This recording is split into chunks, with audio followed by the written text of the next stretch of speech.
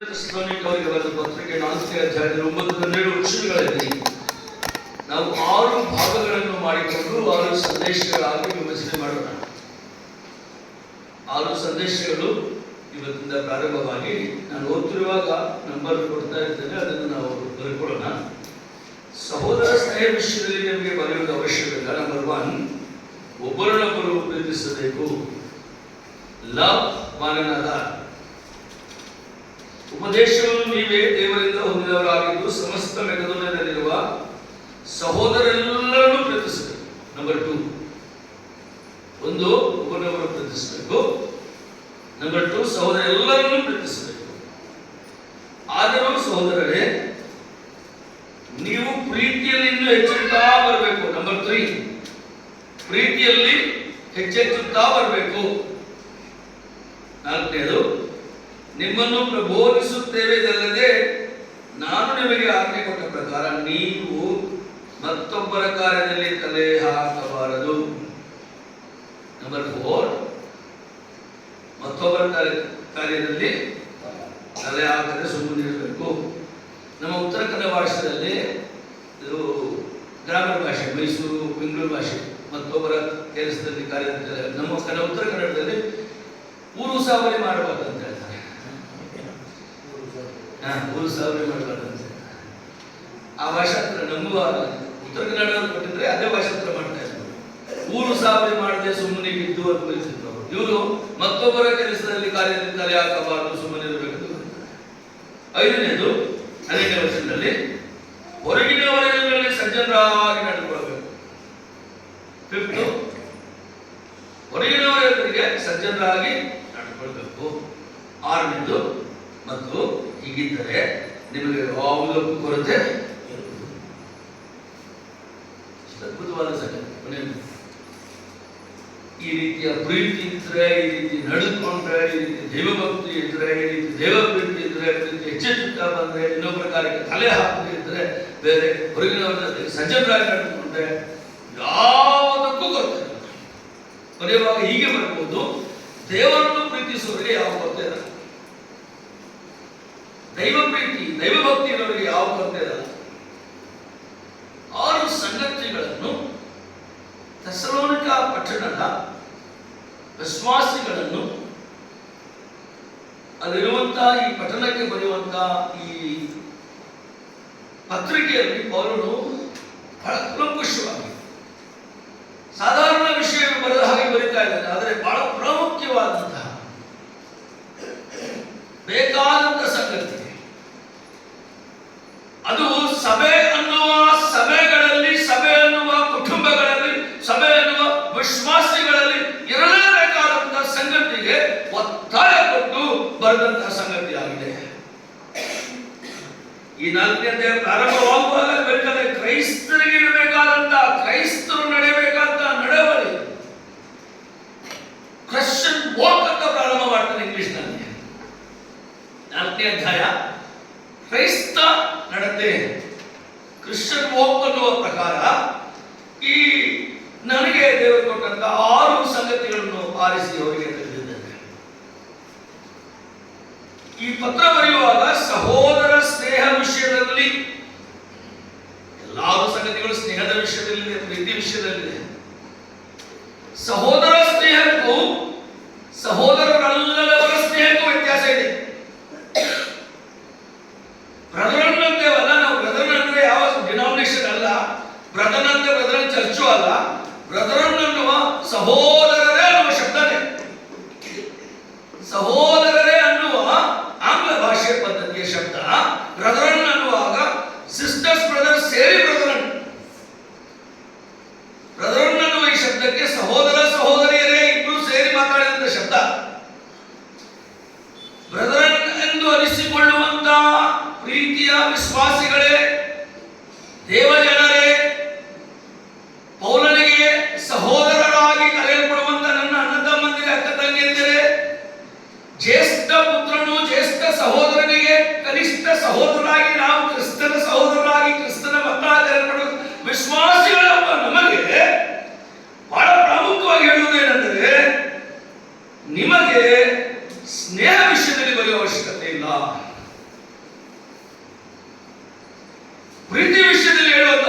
ಇಲ್ಲ. ಫ್ರೆಂಡ್ಶಿಪ್, ಸ್ನೇಹ ಅನ್ನೋದ್ರ ಬಗ್ಗೆ ಬರೆಯೋ ಅವಶ್ಯಕತೆ ಇಲ್ಲ. ಸ್ನೇಹ ಇದ್ದಾಗಲೇ ಪ್ರೀತಿ ಇರ್ತಾರೆ. ನನಗೂ ಅವ್ರಿಗೂ ಸಂಬಂಧ ಇಲ್ಲ, ನಾನು ಅವ್ರ ಫ್ರೆಂಡ್ಸ್ ಅಲ್ಲ ಅಂದ್ರೆ ಪ್ರೀತಿ ಇಲ್ಲ, ಸ್ನೇಹ ಇಲ್ಲ. ಈಗ ವಿಶ್ವಾಸಿಗಳಂತ ಕರೆಯಲ್ಪಡುವವರಿಗೆ ಈ ವಿಷಯ ಹೇಳಬೇಕಾಗಿಲ್ಲ ಅಂತ ಹೇಳ್ತಾ, ಆದರೂ ಬಹಳ ಪ್ರಾಮುಖ್ಯವಾದಂತಹ 6 ಸಂಗತಿಗಳನ್ನ ಮುಂದಿಟ್ಟಿದ್ದಾರೆ. ಈ ಥೆಸಲೋನಿಕ ಪಟ್ಟಣದ ಮೊದಲನೇ ಪತ್ರಿಕೆ ಪ್ರಾರಂಭಕ್ಕೆ ಬರುವಾಗ, ಮೊದಲನೇ ಅಧ್ಯಾಯ ಮೊದಲನೇ ವಚನಕ್ಕೆ ನಾವು ಬರುವಾಗ,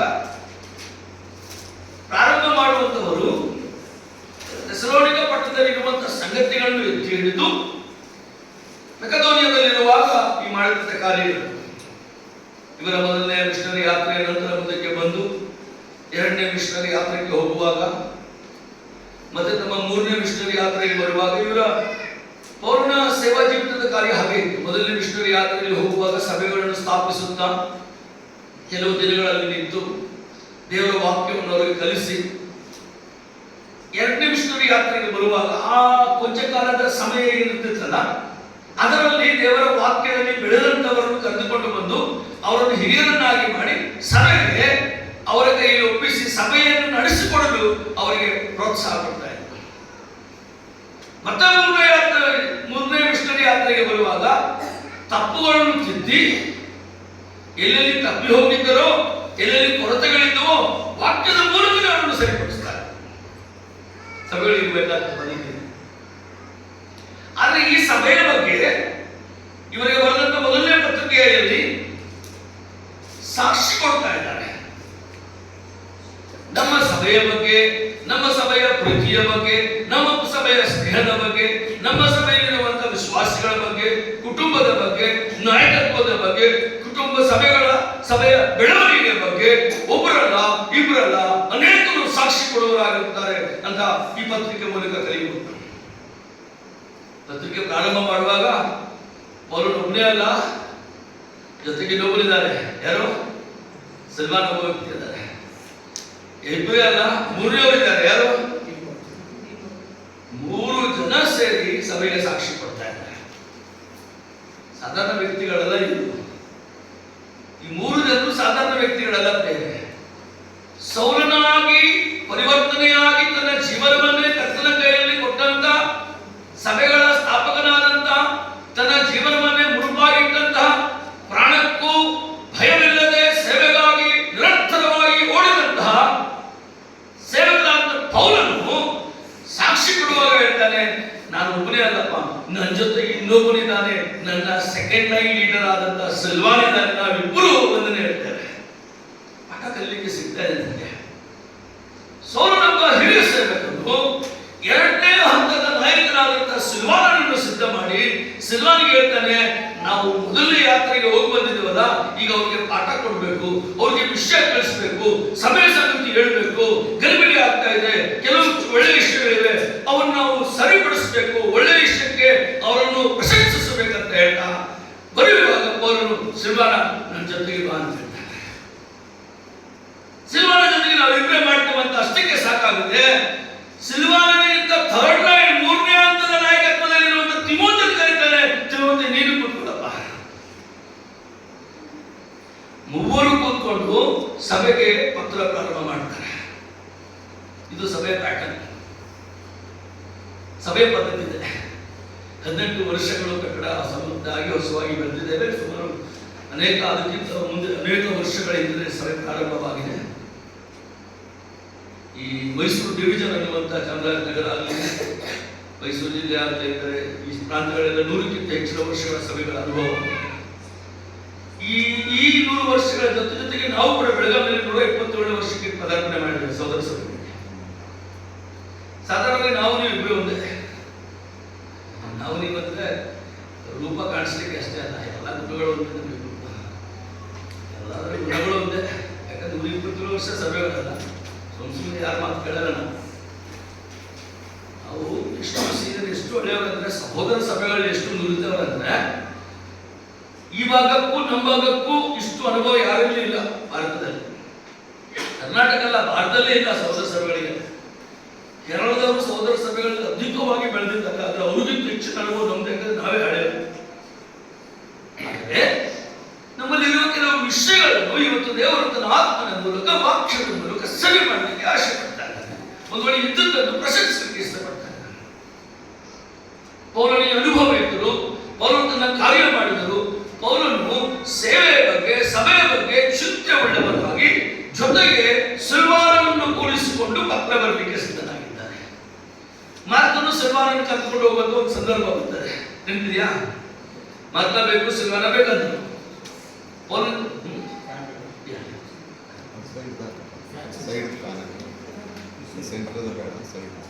ಈ ಸಿಲ್ವಾನ್ ಬೇಕು, ಮಾರ್ಕು ಬೇಕಂತಾರೆ.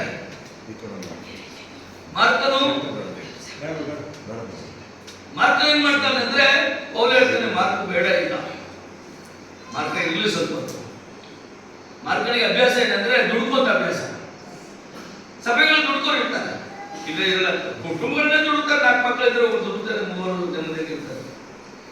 ಪೌಲ ಹೇಳ್ತಾನೆ ಈಗ ಇರ್ಲಿ ಸ್ವಲ್ಪ ಹೊತ್ತು, ಮಾರ್ಕನನ್ನು ಬೇಡ, ನಾವು ಸಿಲ್ವಾನ್ ಜೊತೆಗೆ ಹೋಗಲ್ಲ, ಬರ್ನಬ ದೊಡ್ಡವರು ಹಿರಿಯರಣ, ನಾವು ಹೋಗಿ ಸೇವೆ ಮಾಡಿ ಬರೋಣ ಅಂದ್ರೆ ಬರ್ನಬ ಇಲ್ಲ, ಹಠ ಮಾಡಿದ್ರು, ಬೇಕೇ ಬೇಕು. ಪೌಲ ಏನಂದ್ರು, ಹಾಗಾದ್ರೆ ಒಂದು ಕೆಲಸ ಮಾಡಿ, ನೀವು ಇವ್ರ ಜೊತೆಗೆ ಹೋಗಿ ಬನ್ನಿ, ನಾನು ಈ ಸಿಲ್ವಾನ್ ಕರ್ಕೊಂಡು ಹೋಗಿ ಸೇವೆ ಮಾಡಿ ಬರ್ತೀನಿ, ನಾವಿಬ್ರು ಬೇರೆ ಬೇರೆ ಡೈರೆಕ್ಷನ್ ಹೋಗೋಣ, ಆಮೇಲೆ ಸುತ್ತಾಕೊಂಡು ಮತ್ತೆ ಸ್ಥಳೀಯ ಸಭೆಗೆ ಬಂದು ಸ್ಥಳೀಯ ಸಭೆಗೆ ನಮ್ಮ ಸೇವೆ ಬಗ್ಗೆ ಹೇಳೋಣ. ಇದು ಹೊಸ ಒಡಂಬಡಿಕೆಯ ಸೇವಾ ಪದ್ಧತಿ. Let me be very clear, the new Testament ministry pattern, ಹೊಸ ಒಡಂಬಡಿಕೆ ಸಭೆಯ ಸೇವೆಯ ಪದ್ಧತಿ. ಪೌಲನು ಹಿರಿಯ ಸೇವಕನಾದ ಬಾರ್ನಬನು ಜೊತೆಗೆ ಸಿಲ್ವಾನನನ್ನು, ಮಾರ್ಕನನ್ನು, ಸಿಲ್ವಾನ ನಂತರ ತಿಮೋತಿಯನ್ನು, ತಿಮೋತಿ ನಂತರ ತೀತನನ್ನು, ಈ ರೀತಿಯಾಗಿ ಒಬ್ಬೊಬ್ಬರನ್ನು ಕರೆದುಕೊಂಡು ಹೋಗುತ್ತಿರುವಾಗ ಸ್ಥಳೀಯ ಸಭೆಯಿಂದ ಹೊರಟಂತವರು ಸಂಪೂರ್ಣ ಸೇವೆ ಯಾತ್ರೆ ಮುಗಿಸಿ ಸ್ಥಳೀಯ ಸಭೆಗೆ ಬಂದು ದೇವರು ನಮ್ಮ ಜೊತೆಗಿದ್ದು ಈ ಕಾರ್ಯ ಮಾಡಿದನು, ದೇವರು ನಮ್ಮೊಂದಿಗಿದ್ದು ನಮ್ಮನ್ನು ಈ ರೀತಿಯಾಗಿ ನಡೆಸಿದನು, ದೇವರು ಈ ರೀತಿಯ ಸಭೆಗಳನ್ನು ಸ್ಥಾಪಿಸಿದನು, ಈ ರೀತಿಯಾದ ವಿವಿಧ ಕೆಲಸಗಳನ್ನು ಮಾಡಿದ್ದು ಸಭೆಗೆ ತಿಳಿಸುವವರಾಗಿದ್ದರು. ಅಂದ್ರೆ ಯಾವುದೇ ಸೇವೆ ನೀವು ಮಾಡಿದ್ರು, ಎಷ್ಟು ಅದ್ಭುತ ಸೇವೆ ಮಾಡಿದ್ರು.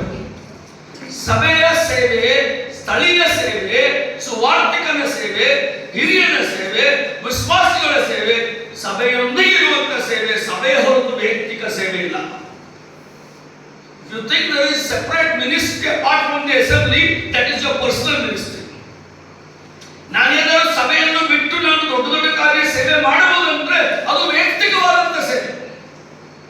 ಪರ್ಸನಲ್ ಆಗಿ ಅನೇಕ ಸೇವೆಗಳು ಮಾಡಿ, ಸಭಾ ಸೇವೆ ಎನ್ನುವಂಥದ್ದು, ಸಭೆಯೊಂದಿಗೆ ಸುವಾರ್ತೆಯ ಸೇವೆ, ರಕ್ಷಣೆಯ ಸೇವೆ, ಸಭೆಗಳ ಸ್ಥಾಪನೆಯ ಸೇವೆ, ಇದು ಸಭೆಯೊಂದಿಗೆ ಕೂಡಿ ಮಾಡುವಂತಹ ಸೇವೆ, ಒಮ್ಮನಸ್ಸಿನಿಂದ ಮಾಡುವಂತಹ ಸೇವೆ, ಒಂದೇ ಆಲೋಚನೆಗಳುಳ್ಳಂತ ಜನರು ಸೇರಿ ಮಾಡುವಂತ ಸೇವೆ. ಯಾವತ್ತು ಒಮ್ಮನಸ್ಸು ಇರಲಿಲ್ಲವೋ, ವಿವಿಧವಾದಂತ ವಿಭೇದಗಳು ಬಂದವು. ಅವರನ್ನು ಹೇಳ್ತಾನೆ, ಬರ್ನಬಾಸನ್ನ ನಮಸ್ತೆ, ನೀವು ಮಾರ್ಕನನ್ನು ತೆಗೆದುಕೊಂಡು ಹೋಗೋಣ, ನಾನು ಇನ್ನೊಂದು ಹಾದಿಗೆ ಹೋಗ್ತೇನೆ. ನಿಮ್ಗೆ ಹೇಳ್ತೇನೆ, ಯಾವತ್ತು ಅವರಲ್ಲಿ ಡಿಫರೆನ್ಸ್ ಒಪಿನಿಯನ್ ಬಂತು, ಅಲ್ಲಿಂದ ತಿರುಗಿ ಮತ್ತೆ ಪೂರ್ತಿ ಯಾತ್ರೆ ಮುಗಿದು 2ನೇ ಯಾತ್ರೆ ಸಂಪೂರ್ಣವಾಗಿ ಬಂದಾಗ ಎಲ್ಲಿಯೂ ಮಾರ್ಕನು, ಬರ್ನಬ ಸೇವೆ ವಿವರಣೆ ಇಲ್ಲ. ಚೆನ್ನಾಗಿ ನೋಡಿ, ಪೌಲನು ಮತ್ತು ಸಿಲ್ವಾನನು ಹೊರಟಾಗ ಜೊತೆಗೆ ತಿಮೋತಿ ಬಂದದ್ದು, ತೀತನು ಬಂದದ್ದು. ಫಸ್ಟ್ ಲೈನ್ ಲೀಡರ್ಶಿಪ್ ಪೌಲಂದು, ಸೆಕೆಂಡ್ ಲೈನ್ ಸಿಲ್ವಾನಿಗೆ, ಥರ್ಡ್ ಲೈನ್ ತಿಮೋತಿಗೆ, ತೀತನಿಗೆ, ಫೋರ್ತ್ ಲೈನ್. ನಾವು ಯಾವಾಗಲೂ ಕಾನ್ಫರೆನ್ಸ್ ಕೇಳುವಾಗ ಸೆಕೆಂಡ್ ಲೈನ್ ಇದೆ, 4ನೇ ಲೈನ್ ಲೀಡರ್ಶಿಪ್ ಆಯ್ತಾ? ನಮ್ಮ ಸಭೆಗಳು ಅಷ್ಟು ಲೈನ್ ಬರಲ್ಲ. ಫಸ್ಟ್ ಲೈನ್ ಬದುಕಿರೋವರೆಗೆ ಸೆಕೆಂಡ್ ಲೈನ್, ಆಮೇಲೆ ಸೆಕೆಂಡ್ ಲೈನ್ ಬಂದ್ರು ಥರ್ಡ್ ಲೈನ್ ವಿಚಾರ ಇಲ್ಲ, ಫೋರ್ತ್ ಲೈನ್ ಕನಸೆ. ಅವರನ್ನು ಬದುಕಿರುವಾಗಲೇ 4ನೇ ಹಂತದ ನಾಯಕತ್ವ, 4ನೇ ಹಂತದ ನಾಯಕತ್ವ ಸಿದ್ಧ ಮಾಡಿದ, ತೋರಿಸಿಕೊಂಡ, ಮಾದರಿಯಾಗಿದ್ದ. ಅವರಲ್ಲಿರುವಾಗೆಲ್ಲ ಮಾದರಿ. ಈ 3 ಜನರು, 3 ಹಂತದ ನಾಯಕತ್ವರು, 3 ಹಂತದಲ್ಲಿರುವಂತಹ ಸೇವೆಯಲ್ಲಿರುವಂತಹ ಜನರು ಈಗ ಅವರು ಸಾಕ್ಷಿ ಕೊಡ್ತಾ ಇದ್ದಾರೆ. ಮೊದಲನೇ ವಚನಕ್ಕೆ ಬಂದಾಗ, ತಂದೆಯಾದ ದೇವರಲ್ಲಿ, ಕರ್ತನಾದ ಯೇಸು ಕ್ರಿಸ್ತನಲ್ಲಿ ಇರುವಂತಹ ಸಲೋನಿಕ ಸಭೆ ಅಂತ ಹೇಳ್ತಾರೆ. ನಮ್ಮ ಸಭೆ ಬಗ್ಗೆ ಯಾರಾದ್ರೂ ಏನಾದ್ರೂ ಬರೆಯಬೇಕಂತ ಇದ್ದಾರೆ ಹಂಗೆ ಸಭೆ ಬೇಕಲ್ಲ, ನಮ್ಮ ಬೆಳಗಾಂ ಸಭೆ ಬಗ್ಗೆ ನಾನು ಹೇಳೋದು, ನಿಮ್ಮ ಸಭೆ ಬಹಳ ಚೆನ್ನಾಗಿ ಬರೀತಾರೆ, ನನಗೆ ಸಂದೇಹ ಇಲ್ಲ. ಇನ್ನು ಕೆಲವು ಸಭೆಗಳ ಬಗ್ಗೆ ಏನಾದರೂ ಬರೀಲಿಕ್ಕೆ ಯಾರಿಗೆ ನಮ್ಮ ಸಭೆಯ ಒಂದು 2 ಮಾತು ಬರೆಯಲಿ ಅಂತ ಹೇಳಿದ್ರೆ ಏನು ಬರೆಯಬಹುದು ಅನ್ನೋದನ್ನು ನಾವು ಸ್ವಲ್ಪ ವಿಚಾರ ಮಾಡಬೇಕು, ನಮ್ಮ ಆಲೋಚನೆಗೆ ತಕ್ಕಂತೆ. ಥೆಸಲೋನಿಕ ಸಭೆಯವರಿಗೆ ಪೌಲನು, ಸಿಲ್ವಾನನು, ತಿಮೋಥಿ ಎಂಬ ದೇವಜನರು, ದೇವರ ಸೇವಕರು, ನುರಿತಂತವರು, ದೇವರ ಭಯದಲ್ಲಿ ಬೆಳೆದಂತವರು, ಸುವಾರ್ತೆಗಾಗಿ ಪ್ರಾಣವನ್ನೇ ತ್ಯಾಗ ಮಾಡಲಿಕ್ಕೆ ಸಿದ್ಧರಾದಂತವರು, ಅನೇಕ ಬಾರಿ ಹೊಡೆಸಿಕೊಂಡು ಊರ ಹೊರಗೆ ಇವು ಶವವಾಯಿತಲ್ಲ, ಇವರು ಸತ್ತಿದಾರನಂತ ಹೊರಗೆ ಹಾಕಿ ಹೋದಂತ ಅಂತ ತ್ಯಾಗ ಮಾಡಿದಂತ ವ್ಯಕ್ತಿ, ಜೊತೆಗೆ 2-3ನೇ ಹಂತದ ನಾಯಕರನ್ನು ಕೂರಿಸಿಕೊಂಡು ಈಗ ವಿಚಾರ ವಿಮರ್ಶದೊಂದಿಗೆ ಬರಲಿಕ್ಕೆ ಪ್ರಾರಂಭ ಮಾಡಿ ಕೇಳ್ತಾನೆ, ಶ್ರೀಮಾನ್ ಹೇಳಪ್ಪ ಏನ್ ಪ್ರಾರಂಭ ಮಾಡೋಣ, ತಿಮೋಥಿ ಹೇಳಪ್ಪ ಏನ್ ಬರೆಯೋಣ. ಅವ್ರು ಕೇಳ್ತಾರೆ, ಅಣ್ಣ ಯಾರಿಗೆ ಪುತ್ರ, ಥೆಸಲೋನಿಕ ಸಭೆಗೆ ನಾವು ಹೋಗಿದ್ವಲ್ಲ 1 ವರ್ಷ, ಸಭೆ ಸ್ಥಾಪನೆ ಆಗಿದ್ದಲ್ಲ, ನೀವು ನೋಡಿದ್ವಲ್ಲ, ಅಲ್ಲಿ ಇದ್ವಲ್ಲ ಸ್ವಲ್ಪ ಹೊತ್ತು, ತುರುನನ್ನುವ ಜಾಗದಲ್ಲಿ 2 ವರ್ಷ ಇದ್ದಿದ್ವಲ್ಲ ಬಾಡಿಗೆಗೆ, ಅಲ್ಲಿಂದ ಕೂಡ ಕೇಳ್ತಾ ಇದ್ವಲ್ಲ ಅವ್ರ ಬಗ್ಗೆ ಏನ್ ಬರೀಬೇಕು. 3 ಸರಿ ಒಮ್ಮೆ ಹೇಳ್ತಾರೆ, ತಂದೆಯಾದ ದೇವರಲ್ಲಿಯೂ ಯೇಸು ಕ್ರಿಸ್ತನಲ್ಲಿಯೂ ಇರುವಂತ ಸಭೆ ಅಂತ ಬರೆಯೋಣ. ನಮ್ಮ ಬಗ್ಗೆ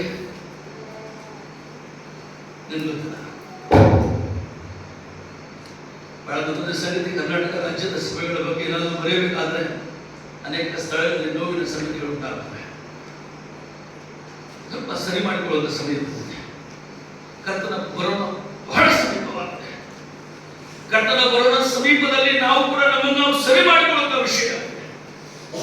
ಯಾವುದೇ ಸಭೆಯ ಬಗ್ಗೆ, ಯಾವುದೇ ಕುಟುಂಬದ ಬಗ್ಗೆ, ಯಾವುದೇ ವೈಯಕ್ತಿಕವಾಗಿ ವ್ಯಕ್ತಿಯ ಬಗ್ಗೆ ಏನಾದರೂ ಬರೆಯಬೇಕಾಗಿದ್ದರೆ ನಮ್ಮ ಬಗ್ಗೆ ಏನೋ ಬರೆಯಬಹುದು. ಒಂದೊಂದು ಕುಟುಂಬದ ವಿಷಯಕ್ಕೆ ಯಾರಾದರೂ ದೇವಜನರು 1-2 ಅಕ್ಷರಗಳನ್ನು 1-2 ಸಾಲು ಬರೆಯಬೇಕಾದ್ರೆ ಎಲ್ಲಿಂದ ಪ್ರಾರಂಭವಾಗುವುದು? ತಂದೆಯಾದ ದೇವರಲ್ಲಿಯೂ ಯೇಸು ಕ್ರಿಸ್ತನಲ್ಲಿಯೂ ಭಯಭಕ್ತಿಯುಳ್ಳಂತ ಈ ಕುಟುಂಬ ಅಂತ ಬರಲಿಕ್ಕೆ ಪ್ರಾರಂಭ ಮಾಡಲಿಕ್ಕೆ ಅವಕಾಶ ಇದೆಯಾ? ಓ ವ್ಯಕ್ತಿಯ ಬಗ್ಗೆ ಸಾಕ್ಷಿ ಕೊಡಲು ಏನಾದರೂ ಬರೆಯಲು ಪ್ರಾರಂಭ ಮಾಡುವಾಗ ತಂದೆಯಾದ ದೇವರಲ್ಲಿಯೂ ಕರ್ತನಾದ ಯೇಸು ಕ್ರಿಸ್ತನಲ್ಲಿಯೂ ಪವಿತ್ರಾತ್ಮನ ಸಹಾಯದಿಂದ ನಡೆಯುವಂತ ಸಹೋದರನಾದಂತ, ಸಹೋದರಿಯಾದಂತ, ನಾಯಕರಾದಂತ, ಸ್ವಾರ್ಥಿಕರಾದ, ಹಿರಿಯರಾದಂತ ಈ ರೀತಿ ಪ್ರಾರಂಭ ಮಾಡಲಿಕ್ಕೆ ಅವಕಾಶ ಇದೆ. ಅದರಲ್ಲಿ ದೇವರೊಂದಿಗೆ ಮಾತಾಡಲಿಕ್ಕೆ ಪ್ರಯತ್ನ ಮಾಡ್ತಾರೆ. ಅವರು 3 ಸೇರಿ ನಾವು ಬರೆಯೋದೇನೆಂದರೆ, ನಿಮಗೆ ಕೃಪೆಯು ಶಾಂತಿಯು ಆಗಲಿ. ದೊಡ್ಡ ಸಂಗತಿಯನ್ನು ಬರೀತಾ ಇದ್ದಾರೆ ಅಂದ್ರೆ ಅಚ್ಚರಿ ಅನಿಸ್ತದೆ ನಮಗೆ. ದೇವರ ಕೃಪೆ, ದೇವರ ಶಾಂತಿ, ದೇವರ ಪ್ರೀತಿ ನಮ್ಮೊಂದಿಗೆ. ನಾನು ಯಾಕೆ ಈ ಮಾತು ಹೇಳ್ತಾ ಇದ್ದೇನೆ ಅಂದ್ರೆ, ಈ ವಿಷಯಗಳನ್ನು ಅವರು ಹೇಳುವಾಗ ಜೊತೆಗಿದ್ದು ಸಭೆಯಿಂದ ಆ ವಿಷಯವನ್ನು ಅನುಭವ ಮಾಡಿದ್ದಾರೆ. ಸುಮ್ಮನೆ ಹೊರಗಿನಿಂದ ಕೇಳಿದಂತ ಮಾತುಗಳಲ್ಲ, ಹರಿಯುವಂತ ಹಕ್ಕಿಗಳು ಸಂದೇಶ ತಂದಂತ ಸಂದೇಶಗಳು ಅಲ್ಲ. ಅವರು ಅವರ ಜೊತೆಗಿದ್ದು, ಅವರ ಮನೆಯಲ್ಲಿದ್ದು, ಸಭೆಯಲ್ಲಿದ್ದು, ಅವರ ಪ್ರೀತಿಯ ಅನುಭವ ತೆಗೆದುಕೊಂಡು ಆಮೇಲೆ ಅವರು ಸಭೆಯು ತಂದೆಯಾದ ದೇವರಲ್ಲಿಯೂ ಯೇಸು ಕ್ರಿಸ್ತನ ನೆಲೆಗೊಂಡಿರುವ ವಿಷಯವನ್ನು ನೋಡಿ ಅದನ್ನು ಪ್ರಾರಂಭ ಮಾಡಿದ್ದಾರೆ. ಬಹಳ ಪ್ರಾಮುಖ್ಯವಾಗಿ ಸಭೆಗೆ ಅಸ್ತಿವಾರದ ವಿಷಯದಲ್ಲಿ, ಫೌಂಡೇಶನ್ ಟ್ರೂತ್ ನಲ್ಲಿ ಇರಬೇಕಾದದ್ದು ತಂದೆಯಾದ ದೇವರಲ್ಲಿಯೂ ಕರ್ತನಾದ ಯೇಸು ಕ್ರಿಸ್ತನಲ್ಲಿಯೂ ಪವಿತ್ರಾತ್ಮ ದೇವರ ನಡೆಸುವಿಕೆಯು ನೆಲೆಗೊಂಡಿರಬೇಕಾದದ್ದೇ ಸತ್ಯ. ಯಾವ ವ್ಯಕ್ತಿಯಲ್ಲಿ ನೆಲೆಗೊಂಡಿದ್ದು, ಯಾವ ವ್ಯಕ್ತಿ ಆಲೋಚನೆಗಳಿಂದ ನಡೆಸಲ್ಪಟ್ಟು, ಯಾವ ವ್ಯಕ್ತಿಗಳ ಬಹು ಸಂಖ್ಯಾ ಬಲದಿಂದ ನಡೆಯುವಂತ ಸಭೆಯಾಗಿ ಅಥವಾ ಬಹುಸಂಖ್ಯೆ ಆಲೋಚನೆ ನಡೆಯುವಂತ ಸಭೆಯಾಗಿ, ವೈಯಕ್ತಿಕವಾಗಿ ವ್ಯಕ್ತಿಗಳ ಆಲೋಚನೆ ನಡೆಯುವಂತ ಸಭೆಯಾಗಿ ಸಭೆಯ ಬಗ್ಗೆ ಚಿಂತನೆ ಮಾಡಲಿಲ್ಲ. ಸಭೆ ಅನ್ನುವಾಗ God the Father, God the Son and the Holy Spirit ಅನ್ನುವ ತಂದೆ ಮತ್ತು ಪವಿತ್ರಾತ್ಮನ ಹೆಸರಿನಲ್ಲಿ ತಂದೆ ಮತ್ತು ಯೇಸು ಕ್ರಿಸ್ತನ ನೆಲೆಗೊಂಡಿದ್ದು ಪವಿತ್ರಾತ್ಮನ ನಡೆಸುವಿಕೆಯಿಂದ ನಡೆಯುವಂತದ್ದಾಗಿರಬೇಕು. ಇದು ಸಭೆ ಮಾತ್ರ ಅಲ್ಲ, ಕ್ರೈಸ್ತ ಕುಟುಂಬ ಕೂಡ ಆಗಿರುತ್ತೆ. ಒಬ್ಬ ವಿಶ್ವಾಸಿ ಅನ್ನುವ ಸಹೋದರರೇ ಅಂತ ಪ್ರಾರಂಭ ಮಾಡಿದ್ರಲ್ಲ, ಬ್ರದರನ್ ಅನ್ನುವಂತ ಈ ಶಬ್ದ, ವಿಶ್ವಾಸಿಗಳೇ ನಾವು ಕೂಡ ನಮ್ಮ ಜೀವನದಲ್ಲಿ ಹಾಗೆ ಇರಬೇಕು. there is a driven out power ಅಂತಾರೆ. ಅಂದ್ರೆ ವ್ಯಕ್ತಿಯನ್ನು ನಡೆಸುವಂತ ಒಂದು ಶಕ್ತಿ ಇದೆ. ಹೇಳ್ತೀರಾ? ನೋಡ್ತೀರಲ್ಲ, ನಮ್ಮ ಜೀವನದಲ್ಲಿ ವ್ಯಕ್ತಿ ನಡೆಸುವಂತ ಒಂದು ಶಕ್ತಿ ಇದೆ, driven out power ಅಂತಾರೆ. ನಾನು ಹೋಗ್ಬೇಕಂತ ನನಗೆ ಇಲ್ಲಿ ಆಸೆ ಇದೆ, ಆದರೆ ಹೇಗೋ ಇಲ್ಲಿಗೆ ಹೋಗ್ಬಿಡ್ತೀನಿ. ನಾನು ಮಾಡಬೇಕಾದದ್ದು ಏನೋ ಇದೆ, ಆದರೆ ಮಾಡಬೇಕಾದದ್ದನ್ನು ಮಾಡದೆ ಮಾಡಬಾರದನ್ನೇ ಮಾಡಿ ಮುಗಿಸಿದೆ. ಗಲಾತ್ಯ ಪತ್ರಿಕೆ 5ನೇ ಅಧ್ಯಾಯ 47. ನಾನು ಏನೇನೋ ಮಾಡಬೇಕಂತ ಬಯಸಿದ್ದೆ. ಇದು ತಿನ್ನಬಾರದು, ಇಲ್ಲಿಗೆ ಹೋಗಬಾರದು, ಇದನ್ನು ಕುಡಿಯಬಾರದು, ಈ ಮಾತು ಮಾತಾಡಬಾರದು, ಈ ಮಾತು ನೋಡಬಾರದು, ಈ ವಿಷಯಗಳನ್ನು ಕವಿತೆಗಳನ್ನು ನೋಡಬಾರದು, ಈ ಪಿಕ್ಚರ್ ನೋಡಬಾರದು, ಈ ವಿಡಿಯೋ ನೋಡಬಾರದು, ಈ ಹೊಲಸಾದಂತ ಚಿತ್ರ ನೋಡಬಾರದು, ಈ ವಿಷಯಗಳ ಬಗ್ಗೆ ನನಗೆ ಇನ್ನು ಮುಂದೆ ಸಂಬಂಧ ಇಲ್ಲ ಅಂತ ಎಷ್ಟೋ ಸಾರಿ ಬಲವಾಗಿ ಪ್ರಯತ್ನ ಮಾಡಿದೆ. ಅವನು ಹೇಳ್ತಾನೆ, ಶರೀರದಲ್ಲಿರುವಂತಹ ಕಾರಣಕ್ಕಾಗಿ, ಶಾರೀರಿಕವಾಗಿ ಮಾನಸಿಕವಾಗಿ ಹುಟ್ಟಿ ನಾನು ಶರೀರದಲ್ಲಿ ಈ ಲೋಕದಲ್ಲಿ ಇರುವ ಕಾರಣ ಮಾಡಬೇಕಾದದ್ದನ್ನು ಮಾಡದೆ ಮಾಡಬಾರದನ್ನೇ ಮಾಡಿ ಮುಗಿಸಿದೆ. ಪ್ರೀತಿಯ ದೇವಜನರೇ, ಮೊದಲನೇ ಭಾಗಕ್ಕೆ ನಾವು ಬರುವಾಗ ಅದೇ ಮೊದಲನೇ ಅಧ್ಯಾಯದ 7ನೇ ವಚನಕ್ಕೆ ಒಂದೊಂದು ಮಾತಿಗೆ ನಾನು ಇವನು ಪ್ರೇರೇಪಿಸ್ತಾರೆ. ಮೊದಲನೇ ಅಧ್ಯಾಯ 7ನೇ ವಚನ. ಹೀಗೆ ಮೆಕದೋನ್ಯದಲ್ಲಿಯೂ ಅಖಾಯದಲ್ಲಿಯೂ ಕರ್ತನನ್ನು ನಂಬುವವರೆಲ್ಲರಿಗೆ ಮಾದರಿಯಾಗಿರಿ. ಸಾಕು. ಥೆಸಲೋನಿಕ ಪಟ್ಟಣದವರಿಗೂ ಮೆಕದೋನಿಯ ಪಕ್ಕದಲ್ಲಿದ್ದ ಪಟ್ಟಣ, ಅಖಾಯ ಇನ್ನೊಂದು ಸ್ಥಳಕ್ಕೆ ಇದ್ದ ಪಟ್ಟಣ, ಕಾಮಗೆರೆ, ಕೊಳಗಾಲ, ಚಾಮರಾಜನಗರ, ಈ ಕಡೆ ಮೈಸೂರು, ಬೇರೆ ಬೇರೆ ಸ್ಥಳಗಳಾಗಿ ಅವ್ರು ಹೇಳ್ತಾರೆ. ಥೆಸಲೋನಿಕನ ಈ ಪಟ್ಟಣದಲ್ಲಿ ಈ ಕಡೆ ಲೆಫ್ಟಿಗೆ ಹೋದ್ರೆ ಈ ಅಖಾಯದಲ್ಲಿಯೂ, ಈ ಕಡೆ ಹೋದ್ರೆ ಮೆಕದೋನಿಯಾದಲ್ಲಿಯೂ, ಇನ್ನು ಬೇರೆ ಬೇರೆ ಕಡೆಯಲ್ಲಿ ಎರಡೇ ಹೆಸರು ಬರೆದಿದ್ದಾರೆ. ಅವರು ಸುಮಾರು 7 ಪಟ್ಟಣದ ವಿಶ್ವಾಸಿಗಳಿಗೆ ಮಾದರಿಯಾಗಿದ್ದರು. ಈಗ ಇಲ್ಲಿ ಬರೆಯುವಾಗಲೂ ಎರಡೇ ಅಖಾಯ ಮತ್ತು ಮೆಕದೋನಿಯ ಬಗ್ಗೆ ನೆನಪು ಮಾಡಿಕೊಂಡಿದ್ದಾರೆ. ಥೆಸಲೋನಿಕ ಪಟ್ಟಣದ ವಿಶ್ವಾಸಿಗಳೇ, ಥೆಸಲೋನಿಕ ಪಟ್ಟಣದ ಮಾದರಿಯಾದಂತಹ ಕುಟುಂಬಗಳೇ, ನಾವು ಬಂದಾಗ ನಮಗೆ ಮಾತ್ರ ಮಾದರಿ ತೋರಿಸಿ ನಮಗೆ ಬೇರಿನ ಪ್ರೀತಿ ತೋರಿಸುವರು ಅಷ್ಟೇ ಅಲ್ಲ. ದೇವಜನರು ದೂರಿನಿಂದ ಬಂದಿದ್ದಾರಲ್ಲ, ಇವ್ರ ಹತ್ರ ಮಾತ್ರ 3-4 ಕುಟುಂಬಗಳಿಗೆ ಬಹಳ ಚೆನ್ನಾಗಿರ್ಬೇಕು, ಬಹಳ ಪ್ರೀತಿ ಇರಬೇಕು, ತೋರಿಸ್ಬೇಕಂತ ತೋರ್ಪಡಿಸುವಂತ ಹೊರಗಿನ ಪ್ರೀತಿ ನಿಮ್ಮದಲ್ಲ. ನಾವು ನಮ್ಮ ಪ್ರೀತಿ, ನಿಮ್ಮ ಪ್ರೀತಿ ನಾವು ಅಷ್ಟೇ ಅಲ್ಲದೆ, ನಾವು ಮೆಕದೋನಿಯ ಪಟ್ಟಣಕ್ಕೆ ಹೋದಾಗ ಅವ್ರು ಹೇಳ್ತಾ ಇದ್ರು, ಇವರು ನಮಗೆ ಮಾದರಿ.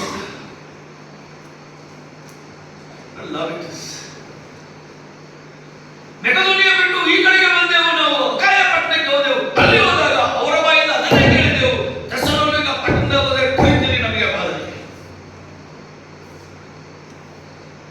ನಮ್ಮ ಸಭೆಗೆ ಬಗ್ಗೆ ಎಷ್ಟು ಸಭೆಗಳು ಹೇಳ್ಬೋದು. ನಾವು ಈ ಸಭೆಯಿಂದ ಈ ವಿಷಯ ಕಲ್ತಿದ್ದೆ ಸರಿ ಇದೆ.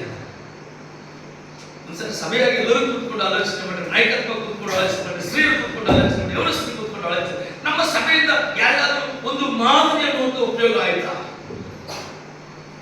ನಾನು ಈ ಕಾಂಗ್ರೆ ಸಭೆಯಿಂದ ಬೆತ್ತಲೆ ಸಭೆಯಿಂದ ಒಂದು ವಿಷಯ ನಾನು ಕಲ್ತು ಹೋಗಿದ್ದೇನೆ. ಇವತ್ತಿಗೂ ಸುಮಾರು 14 ವರ್ಷದಿಂದ ನಾನು ಬಂದಾಗ ಪ್ರಥಮ ಸಾರಿ ಈ ಚಿಕ್ಕ ಮಕ್ಕಳು ವಾರ 2ನೇ ಸಂದೇಶದ ಮುಂದೆ ಒಂದು ಆಟ ಆಡ್ತಾರೆ, ಸ್ಪೆಷಲ್ ಸಾಂಗ್. ಇಲ್ಲಿ ಕಲ್ತು ಹೋಗಿದ್ದೆ. ಇವತ್ತು 16 ವರ್ಷ ನಮ್ಮ ಸಭೆ ನಡೀತಾ ಇದೆ. ಹೊಸ ಜನರು ಬಂದ ಕೂಡಲೇ ಇದೆ ಅಂತ ನಾನು ಕೇಳ್ತಾರೆ, ತುಂಬಾ ಚೆನ್ನಾಗಿದೆ ಅಂತ. ನಾನು ಇಲ್ಲಿ ಕಲ್ತು ಬಂದಿದ್ದೆ ಅಂತ ಹೇಳ್ತೀನಿ. ಅದೊಂದಾಯ್ತು. ಇನ್ನೇನಾದ್ರೂ ಮಾದರಿ ಇದೆಯಾ ಸಭೆಯಿಂದ? ಅದು ಕೇಳ್ತಾರೆ. ಈ ಥೆಸಲೋನಿಕ ಪಟ್ಟಣದ ಮಾದರಿ, ಸಭೆಯ ಮಾದರಿ ಅಂದ್ರೆ ಪ್ರೀತಿ ಅನ್ನೋದು ಮಾದರಿ ಆಗಿತ್ತು. ಕ್ರಿಸ್ತನಲ್ಲಿ ನೆಲೆಗೊಂಡಿರುವಂತ ಮಾದರಿ ಆಗಿತ್ತು. ಒಬ್ಬರನ್ನೊಬ್ಬರು ಪ್ರೀತಿಸುವಂತ ಮಾದರಿ ಬೇರೆ ಬೇರೆ ಪಟ್ಟಣಗಳಿಗೆ ಹೋಗಿರ್ತದೆ. ಏನ್ ಬ್ರದರ್, ಆ ಸಭೆಗೆ ಹೋಗಿದ್ದೆ, ನಾವು ಇರುವಾಗಲೇ 2 ಕುಟುಂಬಗಳು ಎಷ್ಟು ಜಗಳ ಆಗಿತ್ತು. ಆದ್ರೆ ಸಂಜೆಗೆ ಹೋಗಿ ನೋಡಿದಾಗ 2 ಕುಟುಂಬಗಳು ಎಷ್ಟು ಪ್ರೀತಿ ಇದೆ, ಏನು ಆಗಿಲ್ಲ ಆ ತರ ಇತ್ತು, ಮುಗಿದೋಗಿತ್ತು. ಇದು ಥೆಸಲೋನಿಕ ಪಟ್ಟಣದ ಮಾದರಿ. ನಮ್ಮ ಸಭೆಗಳಲ್ಲಿ ಅಂದ್ರೆ ನೀವೆಲ್ಲ ಕಾಮಗಿರೋರು ತುಂಬಾ ಚೆನ್ನಾಗಿ. ನಮ್ಮೂರಲ್ಲಿ ಹೇಗೆ ಅಂದ್ರೆ, ಒಂದ್ಸಾರಿ ವಿಶ್ವಾಸದ ಚಿಕ್ಕ ಜಗಳ ಆದ್ರೆ ವರ್ಷಾನುಗಟ್ಟಲೆ ಒಬ್ರಿಗೊಬ್ರು ಸಂಬಂಧಗಳಾದ್ರೆ ರೊಟ್ಟಿ ಮುರಿತಾರೆ ಇಬ್ರು. ಅವ್ರಿಗೆ ರೊಟ್ಟಿ ಭಯ ಇದೆ. ರೊಟ್ಟಿ ಭಯ ಅಂದ್ರೆ ಜನರಿಗೆ ಅನಿಸುತ್ತೆ ದೇವರ ಭಯ. ದೇವರ ಭಯ ಅಲ್ಲ, ದೇವದ ಭಯ ಇದೆ ಅವ್ರಿಗೆ. ದೇವರ ಭಯ ಇದ್ರೆ ರೊಟ್ಟಿ ಮುರಿಯಲ್ಲ, ದೇವದ ಭಯ ಇದೆ ಅವ್ರಿಗೆ. ರಾತ್ರಿ ರೊಟ್ಟಿ ಮುರಿದಿದ್ರೆ, ದ್ರಾಕ್ಷಾರಸ ಕುಡಿದಿದ್ರೆ ಒಳಗಿಂದ ಶುದ್ಧತೆ ಆಗೋದಿಲ್ಲ, ಎಲ್ಲ ಕೊಳಕಿರ್ತದಲ್ಲ. ಅವ್ರಿಗೆ ಅನ್ಸುತ್ತೆ ದ್ರಾಕ್ಷಾರಸ ಕುಡಿದ್ರೆ ಒಳಗೆಲ್ಲ ಕೊಳಕೆಲ್ಲ ವಾಶ್ ಆಗ್ತದೆ. ಅದೇನೋ ವಾಷಿಂಗ್ ಲಿಕ್ವಿಡ್ ತರ. ರೊಟ್ಟಿ ತಿಂದ್ರೆ ಎಲ್ಲ ಶರೀರ ತಪ್ಪಗಾಗ್ತದೆ, ಸ್ವಲ್ಪ ಆರೋಗ್ಯ ಬರ್ತದೆ. ಆ ದ್ರಾಕ್ಷಾರಸ ಕುಡಿದ್ರೆ ಎಲ್ಲ ಕ್ಲೀನ್ ಆಗ್ಬಿಡ್ತದೆ. ಅದು ಅವ್ರಿಗೆ ಭಯ ಇಲ್ಲ. ಈ ಮಾದರಿ ಒಬ್ಬರನ್ನೊಬ್ಬರು ಲವ್ ಬರಲ್ಲ. ಎಷ್ಟು ಹೇಳ್ಕೊಳ್ತಾ ಹೋದ್ರು ಕಡಿಮೆ. 8ನೇ ವಚನಕ್ಕೆ ಬಂದಾಗ ನೋಡಿ, ಕರ್ತನ ವಾಕ್ಯವು ನಿಮ್ಮಿಂದಲೇ ಮೆಕದೋನದಲ್ಲಿಯೂ ಅಖಾಯದಲ್ಲಿಯೂ ಘೋಷಿತವಾದದ್ದಲ್ಲದೆ ದೇವರ ಮೇಲೆ ನೀವು ಇಟ್ಟಿರುವ ನಂಬಿಕೆ ಎಲ್ಲಾ ಸ್ಥಳಗಳಲ್ಲಿ ಪ್ರಸಿದ್ಧವಾಯಿತು. ಎಷ್ಟು ಹೇಳ್ತಾ ಬಂದ್ರು ಕಡಿಮೆ. ಥೆಸಲೋನಿಕ ಪಟ್ಟಣದಲ್ಲಿ ಅವರು ಮಾದರಿಯಾಗಿದ್ದರು. ಕ್ರಿಸ್ತನ್ ನಂಬುವುದರಲ್ಲಿ ಮಾದರಿಯಾಗಿದ್ದರು ನಂಬರ್ 1, ಪ್ರೀತಿ ಮಾಡುವುದರಲ್ಲಿ ಮಾದರಿಯಾಗಿದ್ದರು ನಂಬರ್ 2. 8ನೇ ವಚನಕ್ಕೆ ಬಂದಾಗ ಮೆಕದೋನಿಯ ಅಖಾಯದಲ್ಲಿಯೂ ಘೋಷಿತವಾದ ದೇವರ ಮೇಲೆ ನೀವು ಇಟ್ಟಿರುವ ನಂಬಿಕೆ, ಇವರು ದೇವರ ವಾಕ್ಯ ಕೇಳಿ ಕ್ರಿಸ್ತನ ನಂಬಿಕೆ ಇಟ್ಟು 2 ಪಟ್ಟಣಗಳಲ್ಲಿ ದೇವರ ವಾಕ್ಯ ಘೋಷಿತವಾಗುವುದಕ್ಕೆ, ದೇವರ ವಾಕ್ಯ ಸಾರುವುದಕ್ಕೆ ಈ ಸಭೆಯನ್ನು ಉಪಯೋಗಿಸುತ್ತೇವೆ. ಸಭೆಗಿರುವಂತಹ ಪ್ರಥಮ ಕರ್ತವ್ಯನೇ. ಮತ್ತಾಯ ಬರೆದ ಸುವಾರ್ತೆ ಕೊನೆಯ ಅಧ್ಯಾಯದಲ್ಲಿ, ಮಾರ್ಕನ ಬರೆದ ಸುವಾರ್ತೆ ಕೊನೆಯ ಅಧ್ಯಾಯದಲ್ಲಿ ಹೇಳ್ತಾರೆ, ಶಿಷ್ಯರಿಗೆ ಹೇಳ್ತಾನೆ, ದೇವಜನರಿಗೆ ಹೇಳ್ತಾರೆ. ಶಿಷ್ಯರು ಅಂದರೆ ಅವರು ಯಾರು? ಶಿಷ್ಯರು ಅಂದರೆ ಅಪೊಸ್ತಲರ ಕೃತ್ಯ 2:40ರಲ್ಲಿ 41-42ಕ್ಕೆ ಬರುವಾಗ ರಕ್ಷಣೆ ಹೊಂದಿದರು, ವಾಕ್ಯ ಕೇಳಿದರು, ಪಾಪಗಳ ಅರಿವು ಆಯಿತು, ಹೃದಯದಲ್ಲಿ ಅರಿವು ನೆಟ್ಟಂತಾಯಿತು. ಪ್ರಶ್ನೆಗೆ ನಾವೇನ್ ಮಾಡಬೇಕು? ಅವ್ರು ಹೇಳಿದ್ರು, ಪಾಪಗಳನ್ನು ಕ್ಷಮಿಸಲಿಕ್ಕೆ ಪಾಪ ಕ್ಷಮಾಪಣೆ ಹೊಂದಿರಿ, ಮೂರ್ಖರಾದಂತ ಈ ಜನರಿಂದ ನೀವು ತಿರುಗಿ ಬಂದ್ಬಿಡ್ರಿ, ನಂಬಿ ರಕ್ಷಣೆ ಹೊಂದಿ ದೀಕ್ಷಾಸ್ಥಾನ ಹೊಂದಿರಿ ಅಂತ ಹೇಳಿದ್ರು. ಆಮೇಲೆ ಅವರು ಮಂಡಳಿಗೆ ಸೇರಿಸಲ್ಪಟ್ಟರು. ಮಂಡಳಿಗೆ ಸೇರಿಸಲ್ಪಟ್ಟವರು ಶಿಷ್ಯರಾದರು. ಸ್ವಾಮಿ ಹೇಳಿದ್ದು ಕೂಡ ಮತ್ತಾಯ ಸುವಾರ್ತೆ ಕೊನೆಯ ಅಧ್ಯಾಯದಲ್ಲಿ, ಮಾರ್ಕನ ಸುವಾರ್ತೆ ಕೊನೆಯ ಅಧ್ಯಾಯದಲ್ಲಿ ಕೊನೆಯ ವಚನಕ್ಕೆ ಬರುವಾಗ, ನೀವು ಹೋಗಿ ಸುವಾರ್ತೆ ಸಾರಿರಿ ನಂಬರ್ 1 ಸಭೆಯಾಗಿ, ನಂಬಿದವರಿಗೆ ತಂದೆ ಮಗ ಪವಿತ್ರ ದೀಕ್ಷಾಸ್ಥಾನ ಕೊಡಿರಿ, ಅವರನ್ನು ಶಿಷ್ಯರನ್ನಾಗಿ ಮಾಡಿರಿ, ಕ್ರೈಸ್ತರನ್ನಾಗಿ ಮಾಡಿರಿ ಅಲ್ಲ. ಇದು ಸಭೆಯ ಪ್ರಥಮ ಕರ್ತವ್ಯ. ಶಿಷ್ಯರನ್ನವರು ಸಭೆಯಲ್ಲಿದ್ದಾರೆ. ಈ 2:42ರಲ್ಲಿ ಅವರು ಮಂಡಳಿಗೆ ಸೇರಿಸಲ್ಪಟ್ಟರು, ಶಿಷ್ಯರಾದರು. ಆ ಶಿಷ್ಯರಿಗೆ ದೇವರ ಪ್ರಥಮ ಆಜ್ಞೆ, ದಿ ಗ್ರೇಟ್ ಕಮಾಂಡ್ಮೆಂಟ್ಸ್ ಅಂತಾರೆ, ಮಹಾ ಆಜ್ಞೆ ಅಂತಾರೆ. ಪ್ರಥಮ ಆಜ್ಞೆಯಲ್ಲಿ ಮೊದಲನೇ ಆಜ್ಞೆ ಏನಂದ್ರೆ ಹೊರಟು ಹೋಗಿರಿ, ಗೋ. ಈಗಿನ ಸಭೆಗಳಲ್ಲಿ ಪೂರ್ತಿ ರಾಜ್ಯದ ಸಭೆಗಳು ಹೊರಟು ಹೋಗಲ್ಲ, ಕೂತುಕೊಳ್ಳಿ ಅಂತ ತಮ್ಮನಿಗೆ ತಾವೇ ನಿರ್ಣಯ ಮಾಡ್ತಾರೆ. ಕೂತ ಸ್ಥಳದಿಂದ ಎದ್ದೇಳ ಬಿಡ್ರಿ, ಕೂತ ಸ್ಥಳ ಜಾಗ ಬಿಡ್ಬೇಡ್ರಿ, ಹಿಡ್ಕೊಂಡ ಜಾಗ ಬಿಡ್ಬೇಡ್ರಿ, ನೀವು ಹಿಡ್ಕೊಂಡ ಜಾಗ ಗಟ್ಟಿಯಾಗಿ ಹಿಡ್ಕೊಳ್ರಿ, ಎದ್ದಾಡಬೇಡ್ರಿ. ಸ್ವಾಮಿ ಹೇಳ್ತಾನೆ ಸಭೆಗೆ, ಹೊರಟು ಹೋಗಿರಿ. ಎಲ್ಲೆಲ್ಲಿ ಸುವಾರ್ತೆ ಹೋಗಲಿಲ್ಲವೋ, ಯಾರಿಗೆ ರಕ್ಷಣೆ ಬಗ್ಗೆ ತಿಳುವಳಿಕೆ ಆಗಲಿಲ್ಲವೋ, ಯಾವ ಊರಲ್ಲಿ, ಯಾವ ಸ್ಥಳದಲ್ಲಿ, ಯಾವ ಓಣಿಯಲ್ಲಿ, ಯಾವ ವ್ಯಕ್ತಿಗೆ ಯೇಸು ಕ್ರಿಸ್ತನ ಬಗ್ಗೆ ಪರಿಚಯವಾಗಲಿಲ್ಲವೋ ಹೊರಟು ಹೋಗಿರತ್ತೆ. ಹೋಗ್ಬೇಕಾಗಿದೆ ಸಭೆಗೆ. ನಾವು ಮಾದರಿಯಾಗಿ ತೆಗೆದುಕೊಂಡ ಸಭೆನೇ ಈ ಥೆಸಲೋನಿಕ ಸಭೆ. ಅಖಾಯಗೆ ಹೊರಟು ಹೋಗಿದೆ, ಮೆಕದೋನಿಯಾಗೆ ಹೊರಟು ಹೋಗಿದೆ. ದೇವರ ವಾಕ್ಯ ಘೋಷಿತ ಮಾಡಿದ್ದಾರೆ, ಅವರು ನಂಬಿದ್ದನ್ನು ಹೇಳಿದ್ದಾರೆ. ಕ್ರಿಸ್ತನ ನಂಬಿಕೆಯಲ್ಲಿ ಮಾದರಿ, ಸುವಾರ್ತೆ ಘೋಷಣೆ ಮಾಡುವುದರಲ್ಲಿ, ಸುವಾರ್ತೆ ಸಾರುವುದರಲ್ಲಿ ಮಾದರಿ, ಕ್ರಿಸ್ತನ ಪ್ರೀತಿಯಲ್ಲಿ ಮಾದರಿ. 8ನೇ ವಚನಕ್ಕೆ, ನೀವಿಟ್ಟಿರುವ ನಂಬಿಕೆ ಎಲ್ಲಾ ಸ್ಥಳಗಳಲ್ಲಿ ಪ್ರಸಿದ್ಧವಾಯಿತು. ಅದಕ್ಕಾಗಿ ಹೇಳ್ತಾರೆ 9ನೇ ವಚನಕ್ಕೆ ಬರುವಾಗ, ನಾವು ನಿಮ್ಮಲ್ಲಿಗೆ ಬಂದಾಗ ನೀವು ಎಂತ ಮನಸ್ಸಿನಿಂದ ನಮ್ಮ ಬೋಧನೆ ಕೇಳಿದ್ರು ಅದನ್ನು ಕುರಿತು ಅಲ್ಲಿಯ ಜನರು ತಾವೇ ಹೇಳುತ್ತಾರೆ. ಹೇಳುವುದರಲ್ಲಿ ಮನಸ್ಸಿದೆ. ದೇವರ ವಾಕ್ಯ ಸಾರುತ್ತಿರುವಾಗ, ದೇವರ ವಾಕ್ಯ ನಮ್ಮ ಬಳಿಗೆ ಬರುವಾಗ ಯಾವ ಮನಸ್ಸನ್ನ ಕೇಳ್ತೇವೋ ಅದಕ್ಕೆ ಪ್ರತಿಫಲ ಬರ್ತದೆ. ಯಾವ ಮನಸ್ಸನ್ನ ಸ್ವೀಕಾರ ಮಾಡ್ತೇವೋ ಆ ಮನಸ್ಸನ್ನ ಪ್ರತಿಕ್ರಿಯೆ ಬರ್ತದೆ ಅವರಿಗೆ. ಇರ್ಲಿ ಬಿಡಿ, ಇಂಥ ವಾಕ್ಯಗಳು ಎಷ್ಟೋ ಸಾರಿ ಕೇಳಿದ್ದೇವೆ. ಎಲ್ಲರೂ ಹೇಳೋದು ಒಂದೇ ವಾಕ್ಯ, ನಾವು ಓದಿಲ್ವಾ, ನಮಗೂ ಗೊತ್ತಿಲ್ವಾ ಅಂತ ಆ ಮನಸ್ಸನ್ನ ಕೇಳಿದವರು ಪ್ರತಿಕ್ರಿಯೆ ಮಾಡಿಲ್ಲ. ಆ ಮನಸ್ಸನ್ನ ಕೇಳಿದವರು ಆ ಕಾರ್ಯಕ್ಕೆ, ಕೆಲಸಕ್ಕೆ, ಆ ವಾಕ್ಯಕ್ಕೆ ಪ್ರತಿಕ್ರಿಯೆ ಕೊಡಲಿಲ್ಲ. ಇವರು ಈ ಥೆಸಲೋನಿಕ ಪಟ್ಟಣದವರು ಯಾವ ಮನಸ್ಸಿನಿಂದ ಕೇಳಿದ್ರು ನಮಗೆ ಗೊತ್ತಿದೆ. ಯಾವ ಮನಸ್ಸಲ್ಲಿ 9ನೇ ವಚನ ಹೇಳ್ತಾನೆ, ಅದು ಮಾತ್ರವಲ್ಲ, ನೀವು ವಿಗ್ರಹಗಳನ್ನು ಬಿಟ್ಟು ದೇವರ ಕಡೆಗೆ ತಿರುಗಿಕೊಂಡು ಜೀವನ ಸತ್ತ ದೇವರನ್ನು ಸೇವಿಸುವರಾದರೆಂತಲೂ. ಏನು ಮೊದಲನೇ ಭಾಗದಲ್ಲಿ ಇದು ಥೆಸಲೋನಿಕ ಪಟ್ಟಣದ ವಿಶ್ವಾಸಿಗಳಂತ ಬಹಳ ಅದ್ಭುತ ವಿಷಯ. ಇದ್ರ ಬಗ್ಗೆ ಆಳವಾಗಿ ಅಭ್ಯಾಸ ಮಾಡ್ತಾ ಹೋದ್ರೆ ಬಹಳ ವಿಷಯ ಗೊತ್ತಾಗ್ತದೆ. ಮೊದಲನೇ ಬಾರಿಗೆ ದೇವರ ಸುವಾರ್ತೆ ಅವರ ಕಡೆ ಬಂದಾಗ ಬಹಳ ಗಮನವಿಟ್ಟು ಕೇಳಿರುತ್ತೆ. ಸ್ವಾರ್ಥ ಸಾರುವಾಗ ಜೊತೆಗೆ ಇಲ್ಲಿ ತಿಮೋತಿಯಲ್ಲಿ ಕೂತ್ಕೊಂಡಿದ್ದ, ಅಲ್ಲಿ ಸಲ್ಮಾನ್ ಕೂತ್ಕೊಂಡ, ಸಭೆಯೆಲ್ಲ ನಡೆದ್ರೆ ಅವರು ಮಧ್ಯದಲ್ಲಿ ಕೂತ್ಕೊಂಡಿದ್ರು. ಅವ್ರು ಚರ್ಚಿಸುವಂತ ವಿಷಯಗಳು, ಸಂದೇಶ ಮುಗಿದ್ಮೇಲೆ ಅವ್ರು ಗಮನ ಕೊಟ್ಟು ಕೇಳುವಂತ ವಿಷಯಗಳು, ಸಂದೇಶ ಮುಗಿದು ಪ್ರಾರ್ಥನೆ ಮಾಡಿ ಹೇಳ್ಬೇಕಾದ್ರೆ ಒಬ್ಬರೊಬ್ರು ನಿರ್ಣಯ ತಗೊಳ್ತಾ ಇದ್ದಾರೆ. ನಾವು ಇಷ್ಟು ದಿನ ಗೊತ್ತಿಲ್ಲದೆ ನಾವೇನೇನೋ ಪೂಜೆ ಮಾಡ್ತೇವೆ, ಗೊಂಬೆಗಳಿಗೆ ಪೂಜೆ ಮಾಡ್ತೇವೆ, ಕಣ್ಣಿಗೆ ಪೂಜೆ ಮಾಡ್ತೇವೆ, ಮರಗಳಿಗೆ ಪೂಜೆ ಮಾಡ್ತೇವೆ, ಜೀವನದ ವಸ್ತು, ಜೀವನದ ವಸ್ತುಗಳು, ನಮ್ಮ ಕೈಯಿಂದ ಮಾಡಿದ ವಸ್ತುಗಳಿಗೆ ಮಾಡಿದವರ ತಮ್ಮದೇ ತಾವು ಕೂತ್ಕೊಂಡಿದ್ದೇನೆ. ಇವತ್ತಿಂದ ನಾನು ಮಾಡಲ್ಲ ಕಲಿತಾಗ್ತದೆ. ಇಂಥ ಅದ್ಭುತವಾದಂಥ ನಿರ್ಣಯ. ಅದನ್ನು ಪೌಲರು, ಸಿಲ್ವಾನ, ತಿಮೋತಿ ನೆನಪು ಮಾಡ್ತಾ ಇದ್ದಾರೆ ಅವ್ರಿಗೆ. ನಾವು ಮೊದಲನೇ ಬಾರಿಗೆ ನಿಮ್ಮ ಹತ್ರ ಬಂದಾಗ, ಫಸ್ಟ್ ಟೈಮ್ ಭೇಟಿ ಆದಾಗ, 18 ವರ್ಷದ ಹಿಂದೆ ಕಟ್ಟಡ ಕಟ್ಟಲ್ಪಟ್ಟಾಗ, ಅನೇಕ ದೇವಜನರು ಬಂದಾಗ, ನಾವು ಮೊದಲನೇ ಬಾರಿ ಬಂದಾಗ ನೀವೆಷ್ಟು ದೃಢವಾದ ನಿರ್ಣಯ ತಗೊಂಡು ತೆಗೆದು ಅದರಲ್ಲಿ ನಿಂತಿದ್ದೀರಿ, ಅದಕ್ಕೆ ನಿಮಗೆ ವಂದನೆ ಅಂತ. ಅನೇಕ ಬಾರಿ ನಿರ್ಣಯ ಮಾಡ್ತೇವೆ, ಆದರೆ ಅದರಲ್ಲಿ ಇಲ್ಲ. 2024 ಹೋಯ್ತು, 25 ಬರ್ಬೇಕಾದ್ರೆ ಹೋಗ್ತು ಅಂದ್ರೆ ರಾತ್ರಿಗೆ ಬಹಳ ನಿರ್ಣಯ ಹೇಳಿರ್ಬೋದು. ನಮ್ಗೆ ಗೊತ್ತಿಲ್ಲ, ನೀವು ಹೇಳ್ತಿರಲಿಲ್ಲ ಅಂತ ಹೇಳ್ತೀರಾ. ದೇವ್ರು ನಮಗೆ ಕಾಪಾಡ್ತಾ ಮೊದಲು ರಾತ್ರಿ ಕೂಟ ಇರ್ತದೆ. ಎಲ್ಲರೂ ಎದ್ದಿರ್ತಾರೆ, ಈ ವರ್ಷ ನಾನು ಹಿಂಗ್ ಮಾಡ್ಬೇಕು, ಹಂಗ್ ಮಾಡ್ಬೇಕು, ಹೋದ ವರ್ಷ ಹಂಗ್ ಮಾಡಿದ್ರೆ ಜನವರಿ ಮಾತ್ರ ಖಂಡಿತವಾಗಿ ಹಂಗೆ ಹೇಳ್ತಾರೆ. ಫೆಬ್ರವರಿ ಮಾತ್ರ ಸ್ವಲ್ಪ ಲೀಕೇಜ್ ಆಗ್ತದೆ ಗಾಳಿ. ಮಾರ್ಚಿಗೆ ಬಂದಾಗ ಎಲ್ಲ ಪಂಚರ್, ಮಾರ್ಚಿಗೆ ಪಂಚರ್ಗೆ ಪ್ಯಾಚು ಹಾಕಕ್ಕಾಗಲ್ಲ, ಪಂಚರ್. ಯಾಕಂದ್ರೆ ಮಾರ್ಚಲ್ಲಿ ಗೊತ್ತಿಲ್ಲದೆ ಪಂಚರ್ ಆಗಿ ಪಂಚರ್ ಟೈರೇ ಓಡ್ತಾ ಇರ್ತದೆ, ಓಡ್ತಾ ಎಲ್ಲ ಕಡೆ ಪಂಚರ್ ಪ್ಯಾಚ್ ಮಾಡಿದ್ರೆ ಆಗಲ್ಲ, ಟೈರೇ ಬದಲಾಯಿಸ್ತದೆ.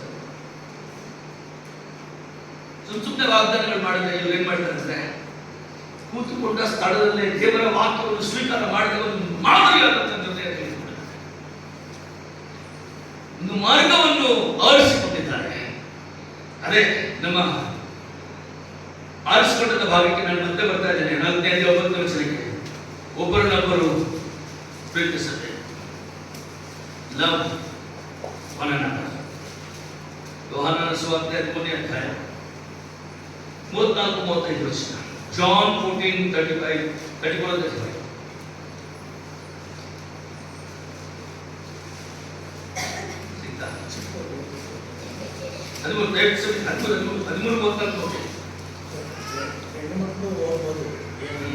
ಓದಿ. ನಾನು ನಿಮಗೆ ಒಂದು ಸ್ತ್ರೀಯರಿಗೆ ಓದಲಿಕ್ಕೆ ಕೊಟ್ಟರೆ ಪುರುಷರಿಗೆ ಟೈಮ್ ಸಿಗಲ್ಲ. ನಿಮಗೆ ಗೊತ್ತಿಲ್ಲ, ಬೈಬಲ್ ಸ್ಕೂಲಲ್ಲಿ ಕೊಡ್ತೇವೆ, ಸತ್ಯವಿಷಯ ಕಲಿತಾರಲ್ಲ.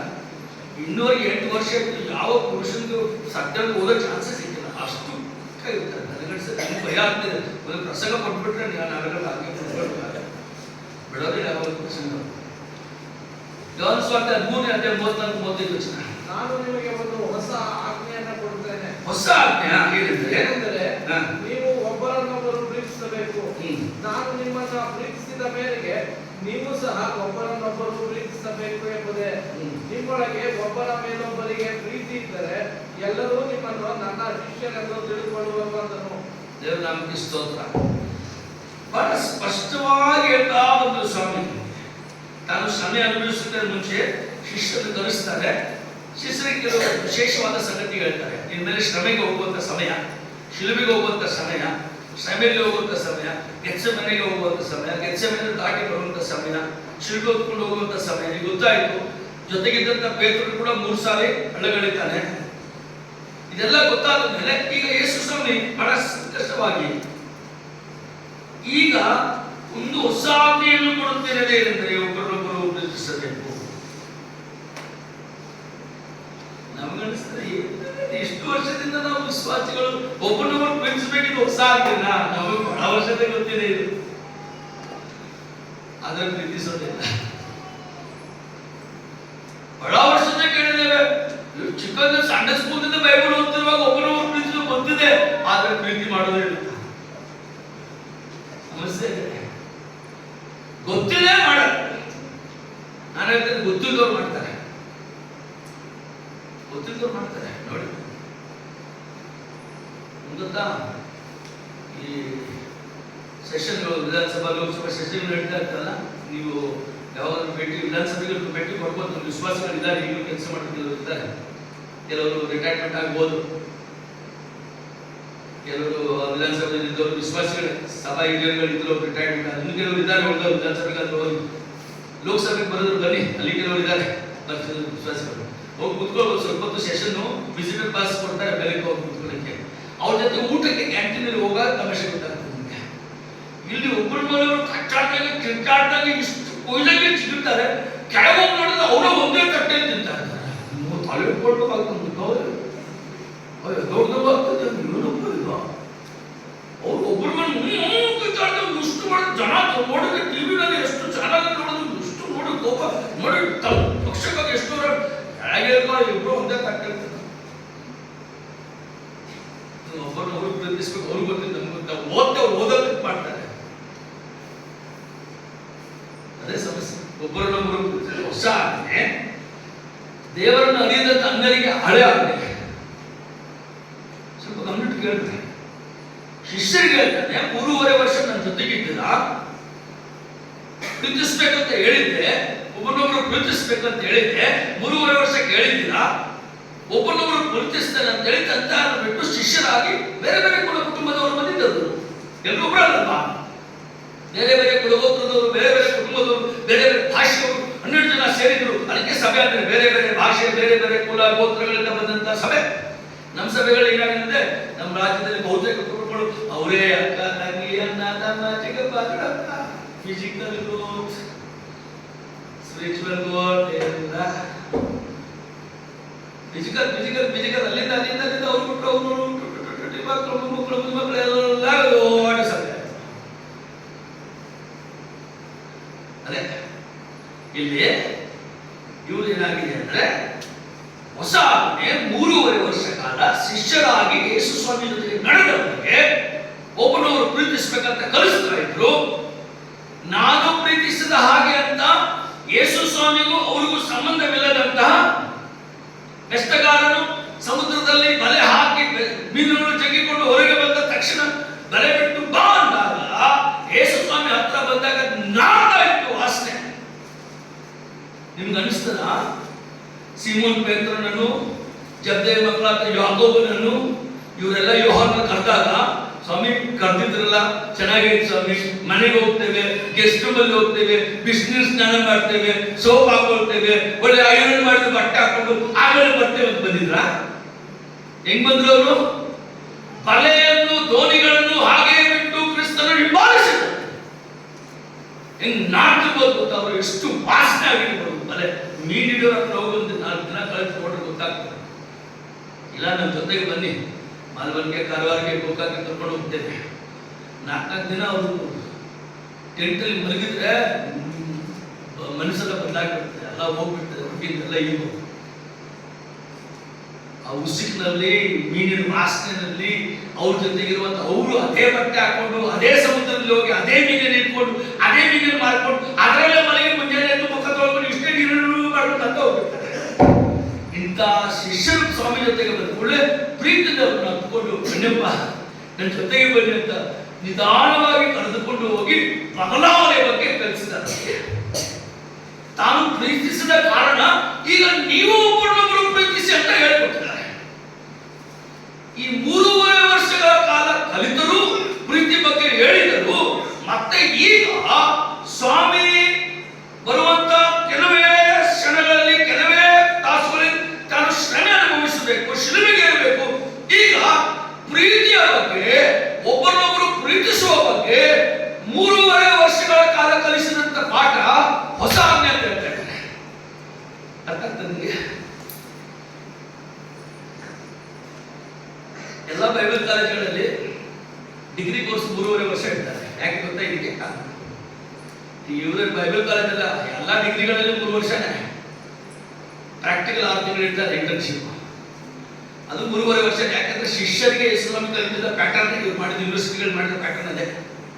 ಯಾವುದೇ ಡಿಗ್ರಿ ತಗೊಂಡ್ರು 3.5 ವರ್ಷ. ಯಾಕೆ ಗೊತ್ತಾ? ಇದೇ ಯೂನಿವರ್ಸಿಟಿ ಪ್ಯಾಟರ್ನ್. ಶಿಷ್ಯರನ್ನು 3.5 ವರ್ಷ ಶಿಷ್ಯರನ್ನಾಗಿ ತರಬೇತಿ ಮಾಡಿ ಗ್ರಾಜುಯೇಟ್ ಮಾಡಿದ್ರು. ಗ್ರಾಜುಯೇಷನ್ ಅಲ್ಲಿ 3.5 ವರ್ಷ ಕಲ್ತಂತ ಪ್ರೀತಿ ಸ್ವಾಮಿಗೆ ಗೊತ್ತಾಗ್ತಾ ಇದೆ. ನಾನು ಕಲಿಸಿದ್ದೆ ಪ್ರಾಕ್ಟಿಕಲ್ ಆಗಿ ಇವರಲ್ಲಿ ಏನು ಬದಲಾವಣೆ ಇಲ್ಲ. ಈಗ ಹೇಳ್ತಾರೆ ಹೊಸ ಅಂತ ಹೇಳ್ತಾ ಇದ್ದೀನಿ, ಒಬ್ಬರೊಬ್ಬರು ಪ್ರೀತಿಸಿದೆ. ನಮಗೂ ಹಾಗೆ ನಾವು ವಿಶ್ವಾಸಿಗಳು ಗೊತ್ತಿದೆ. ಆದ್ರೆ ನಮ್ಗೆ ಈಗ ಏನ್ ಹೇಳ್ಬೇಕಂದ್ರೆ ಮತ್ತೊಂದು ಹೊಸ ಅಂತ ಹೇಳ್ತೀನಿ, ಒಬ್ಬರೊಬ್ಬರು ಪ್ರೀತಿಸಿದೆ. ನನ್ಗೆ ಅನಿಸ್ತದೆ ಶಿಷ್ಯರು ಕೇಳುವಾಗ ಸ್ವಲ್ಪ ಅಚ್ಚರ ಆಗಿರ್ಬೋದು. ಏನ್ ಸ್ವಾಮಿ ನೀವು ಹೇಳ್ತಾರೆ 3.5 ವರ್ಷ ಅದನ್ನೆಲ್ವಾ ನೀವು ಕಲಿಸಿದ್ದು? ನಿಮ್ ಜೊತೆಗಿದ್ದಾಗ ನಾವು ಒಬ್ಬರೊಬ್ಬರು ಪ್ರೀತಿಸಿದ್ದು ನೀವು ನೋಡಿಲ್ವಾ ಅಂತ ಹೇಳಿರ್ಬೋದು. ಆದರೆ ಇವತ್ತು ಮತ್ತೊಂದು ಸಾರಿ ಅನೇಕ ವರ್ಷಗಳ ವಿಶ್ವಾಸಿಗಳಾಗಿದ್ದು ಕೂಡ, ಅನೇಕ ವರ್ಷಗಳಿಂದ ದೇವರೊಂದಿಗೆ ಬೆಳೆಯುತ್ತಾ ಇದ್ದರೂ ಕೂಡ, ಅನೇಕ ವರ್ಷಗಳಿಂದ ದೇವರ ಜೊತೆಗೆ ಇದ್ದರೂ ಕೂಡ, ಮತ್ತೊಂದು ಸಾರಿ ಸಮಯ ವಿಶ್ವಾಸಿಗಳಂತ ನಮಗೆ ದೇವರ ತನ್ನ ಆಜ್ಞೆ ಕೊಡ್ತಾ ಇದ್ದಾನೆ, ಒಬ್ಬರನ್ನೊಬ್ಬರು ಪ್ರೀತಿಸ್ತಾ ಇರ್ಬೋದು. ಆದ್ರೂ ಕೂಡ ಹೇಳ್ತಾರೆ ಒಬ್ಬರೊಬ್ಬರು ನಾನು ಪ್ರೀತಿಸಿದ ಹಾಗೆ. ನಿಮ್ಮೊಳಗೆ ಒಬ್ಬರ ಮೇಲೊಬ್ಬರಿಗೆ ಪ್ರೀತಿ ಇದ್ದರೆ ಎಲ್ಲರೂ ನಿಮ್ಮನ್ನು ಶಿಷ್ಯರಂತ ತಿಳಿದುಕೊಳ್ಳಿ. ಯಾಕೆ ಹೀಗೆ ಹೇಳಿರ್ಬೋದು? ಎಲ್ಲರೂ ನಿಮ್ಮನ್ನು ಶಿಷ್ಯರಂತ ತಿಳಿದುಕೊಳ್ಳಬಹುದು. 12 ಜನರನ್ನು 3.5 ವರ್ಷಗಳ ಕಾಲ ಯೂದಯ ಮತ್ತು ಸಮರಯ ಪ್ರಾಂತಗಳಲ್ಲಿ, ಯೆಹೂದ್ಯ ರಾಜ್ಯದ ಭಾಗದಲ್ಲಿ, ಬಹುತೇಕವಾಗಿ ಯೆರೂಸಲೇಮಿನ ಪ್ರಾಂತದ, ಬೆಥಾನಿಯ ಪ್ರಾಂತದಲ್ಲಿ ಹೆಚ್ಚಾಗಿ ಅವರು ತಿರುಗಾಡ್ತಾ ಇದ್ರು. 97 ಪ್ರಾಂತಗಳಲ್ಲಿ ಅಡಿಗೆ ಮಾಡಿದರು. ವಾಕಿಂಗ್ ಮಾಡಿದಂತ 97 ಪ್ರದೇಶಗಳ ಬಗ್ಗೆ ಮಾತ್ರ ವಿವರ ಕೊಟ್ಟಿದ್ದಾನೆ. ಇನ್ನು ಅನೇಕ ಪ್ರದೇಶಗಳು ಓಡಾಡಿದ್ದಾರೆ. ಬಹುತೇಕವಾಗಿ ಬೆಥಾನಿಯ ಯೆಹೂದ್ಯ ಪ್ರಾಂತದಲ್ಲಿ, ಗಲಿಲಿಯ ಸಮುದ್ರದ ತೀರದಲ್ಲಿ ಅವರು ಓಡಾಡ್ತಾ ಇರುವಾಗ ಸಾವಿರಾರು ಜನರು, 12 ಜನರು ಬಹಳ ಚೆನ್ನಾಗಿ ನೋಡ್ತಾರೆ, ಗುರುತಿಸಿದ್ದಾರೆ, ಬಹಳ ಚೆನ್ನಾಗಿ ಗುರುತಿಸ್ತಾರೆ. ಆದರೂ ಹೇಳ್ತಾರೆ, ನನ್ನ ನಂತರ ನಾನು ಶಿಲುಬೆಗೆ ಹಾಕಲ್ಪಟ್ಟು ಮೃತ್ಯುಂಜಯನಾಗಿ ತಿರುಗಿ ಎದ್ದು ಹೋಗದ ಮರಣವಾದ ನಂತರ ನಿಮ್ಮನ್ನು ನಿಜವಾಗಿ ಶಿಷ್ಯರೆಂದು ಗುರುತಿಸಬೇಕಾದರೆ ಒಬ್ಬರಿಗೊಬ್ಬರು ಪ್ರೀತಿ ಇರಬೇಕು. ನಾವು ಕ್ರೈಸ್ತರೆಂದು ಜನರು ನಮ್ಮನ್ನು ಗುರುತಿಸಬೇಕಾದರೆ, ಸಮಯ ವಿಶ್ವಾಸಿಗಳಂತ ದೇವರು ಗುರುತಿಸಬೇಕಾದ್ರೆ ಒಬ್ಬರಿಗೊಬ್ಬರು ಪ್ರೀತಿ ಇರಬೇಕು. ಸಭೆಯಾಗಿ ಗುರುತಿಸ್ತಾರೆ, ನಮ್ಮನ್ನು ವಿಶ್ವಾಸಿಗಳಾಗಿ ಗುರುತಿಸ್ತಾರೆ. ಅಂದ್ರೆ ಒಬ್ಬರ ಮೇಲೆ ಒಬ್ಬರು ಪ್ರೀತಿ ಇಲ್ಲದಂತ ಆ ಕಾರಣದಿಂದ ಶಿಷ್ಯರಂತ ಗುರುತಿಸ್ತಾ ಇಲ್ಲ, ಡಿಸೈಪಲ್ಸ್ ಅಂತ ಗುರುತಿಸ್ತಾ ಇಲ್ಲ. ಕೆಳಗೆ ಹೋಗ್ತಾ ಇದ್ದೇನೆ. ಮೊದಲ ಯೋಹಾನ 4ನೇ ಅಧ್ಯಾಯ 7-8 ವಚನಗಳು.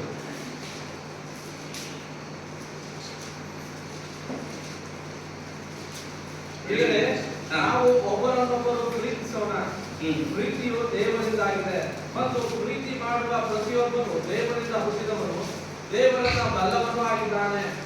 ಪ್ರೀತಿ ಇಲ್ಲದವನು ದೇವರನ್ನು ಬಲ್ಲವನಲ್ಲ, ಯಾಕಂದರೆ ದೇವರು ಪ್ರೀತಿ ಸ್ವರೂಪಿಯು. ದೇವರು ತನ್ನ ಒಬ್ಬನೇ ಮಗನನ್ನು ಎಂಟವರೆಗೆ ಸಾಕು. ಯಾಕಂದ್ರೆ ದೇವರು ಪ್ರೀತಿ ಸ್ವರೂಪಿ. ನಾವು ಒಬ್ಬರನ್ನೊಬ್ಬರು ಪ್ರೀತಿಸೋಣ, ಪ್ರೀತಿಯು ದೇವರಿಂದಾಗಿದೆ. ಮತ್ತೆ ಅದನ್ನೇ ಹೇಳ್ತಾನೆ ಪೌಲ್ ಹೇಳಿದ್ದು. ನಂಬರ್ 1, ಒಬ್ಬರನ್ನೊಬ್ಬರು ಪ್ರೀತಿಸಿರಿ. ಈಗ ಮತ್ತೆ ಯೋಹಾನನ ಪತ್ರಿಕೆಯಲ್ಲಿ ಬಂದಾಗ, ಯೋಹಾನನ ಸುವಾರ್ತೆಯಲ್ಲಿ ಯೇಸು ಸ್ವಾಮಿ ಕೊನೆಯ ಘಳಿಗೆಯಲ್ಲಿ ಶಿಲುಬೆಗೆ ಹೋಗುವಾಗ, ಯಾತ್ರೆಗೆ ಹೋಗುವಾಗ ಮುಂಚೆ ಹೇಳಿದಂತ ಮಾತು ಪತ್ರಿಕೆಯಲ್ಲಿ ಕೂಡ ನೆನೆಸ್ತಾನೆ. ಯೋಹಾನ ಬರೆದಂತ ಮಾತದ್ದು.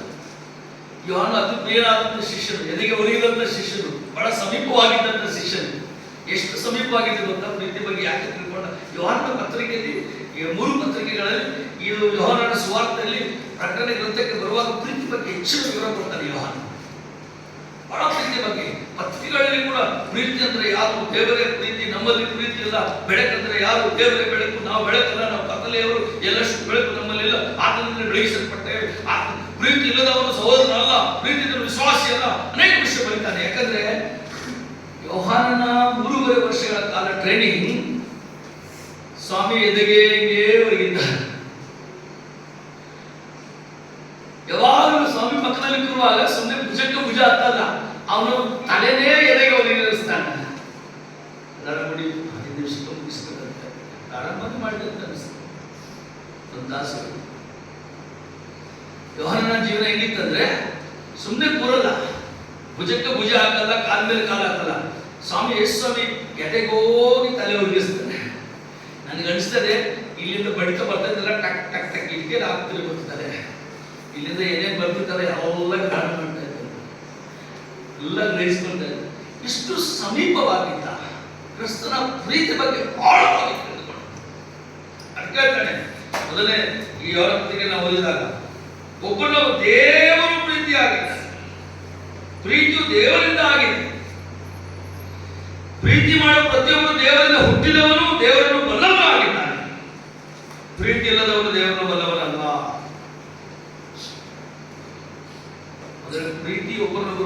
ಇಲ್ಲ ನಾವು ಅಂದ್ರೆ ನೇರವಾಗಿ ವ್ಯವಹಾರ ಹೇಳ್ತಾರೆ. ನಾವು ದೇವರನ್ನು ಬಲ್ಲವರೇ ಅಲ್ಲ. ವಿಶ್ವಾಸ ಆಗಿರ್ಬೋದು, ಬಿಲಿಯರ್ ಆಗಿರ್ಬೋದು, ಅನೇಕ ಪದವಿಗಳು ಇರ್ಬೋದು, ನಾನು ಸ್ವಾರ್ಥಿಗಳಾಗಿ ನಿಂತಿರ್ಬೋದು, ಆದ್ರೆ ಒಬ್ಬನವರು ಪ್ರೀತಿಸೋದಲ್ಲ ದೇವರನ್ನ ಅರ್ಥವಲ್ಲ, ದೇವರ ಅರಿಯದ ವಿಶ್ವಾಸ ಆಗಿರ್ಬೋದು. ಹೆಸರಿಗೆ ದೇವರ ಅರಿಯದ ಪ್ರಸಂಗ ಮಾಡ್ಬೋದು, ದೇವರ ಅರಿಯದ ಪೀಷ್ಟಿಗಳು ಹೊಂದಿರ್ಬೋದು, ಲೇಬಲ್ ಇರ್ಬೋದು, ಸ್ಥಾನಮಾನ ಇರ್ಬೋದು. ಆದ್ರೆ ಒಬ್ಬನೊಬ್ಬರು ಪ್ರೀತಿ ಮಾಡಿದ್ರೆ ದೇವರ ಅರ್ಥವಲ್ಲ. ಯಾಕಂದ್ರೆ ಪ್ರೀತಿ ದೇವರಿಂದ ಬರ್ತಾರೆ. ಪ್ರೀತಿ ದೇವರ ಹೊಸ ಆಜ್ಞೆ ಆಗಿದೆ. ನೀವು ಇನ್ನೂವರೆಗೆ ಹಳೆಯ ಆಜ್ಞೆ ಅಂತ ತಿಳ್ಕೊಂಡು ಪ್ರೀತಿಸ್ತಾ ಇದ್ರೆ, ಇವತ್ತು ಮತ್ತೊಂದು ಸರಿ ರಿಫೈನ್ ಮಾಡಿ ಅದನ್ನು ಸರಿಪಡಿಸಿ ದೇವರು ಇವತ್ತು ನಮಗೆ ನೆನಪು ಮಾಡಿಕೊಡ್ತಾ ಇದ್ದಾರೆ. ಇದು ಹಳೆಯ ಆಜ್ಞೆ ಅಲ್ಲ, ಪ್ರತಿನಿತ್ಯ ಹೊಸ ಆಜ್ಞೆ ಆಗಿದೆ. It is a renewable commandment. It is everyday renewable commandment. It's a new commandment.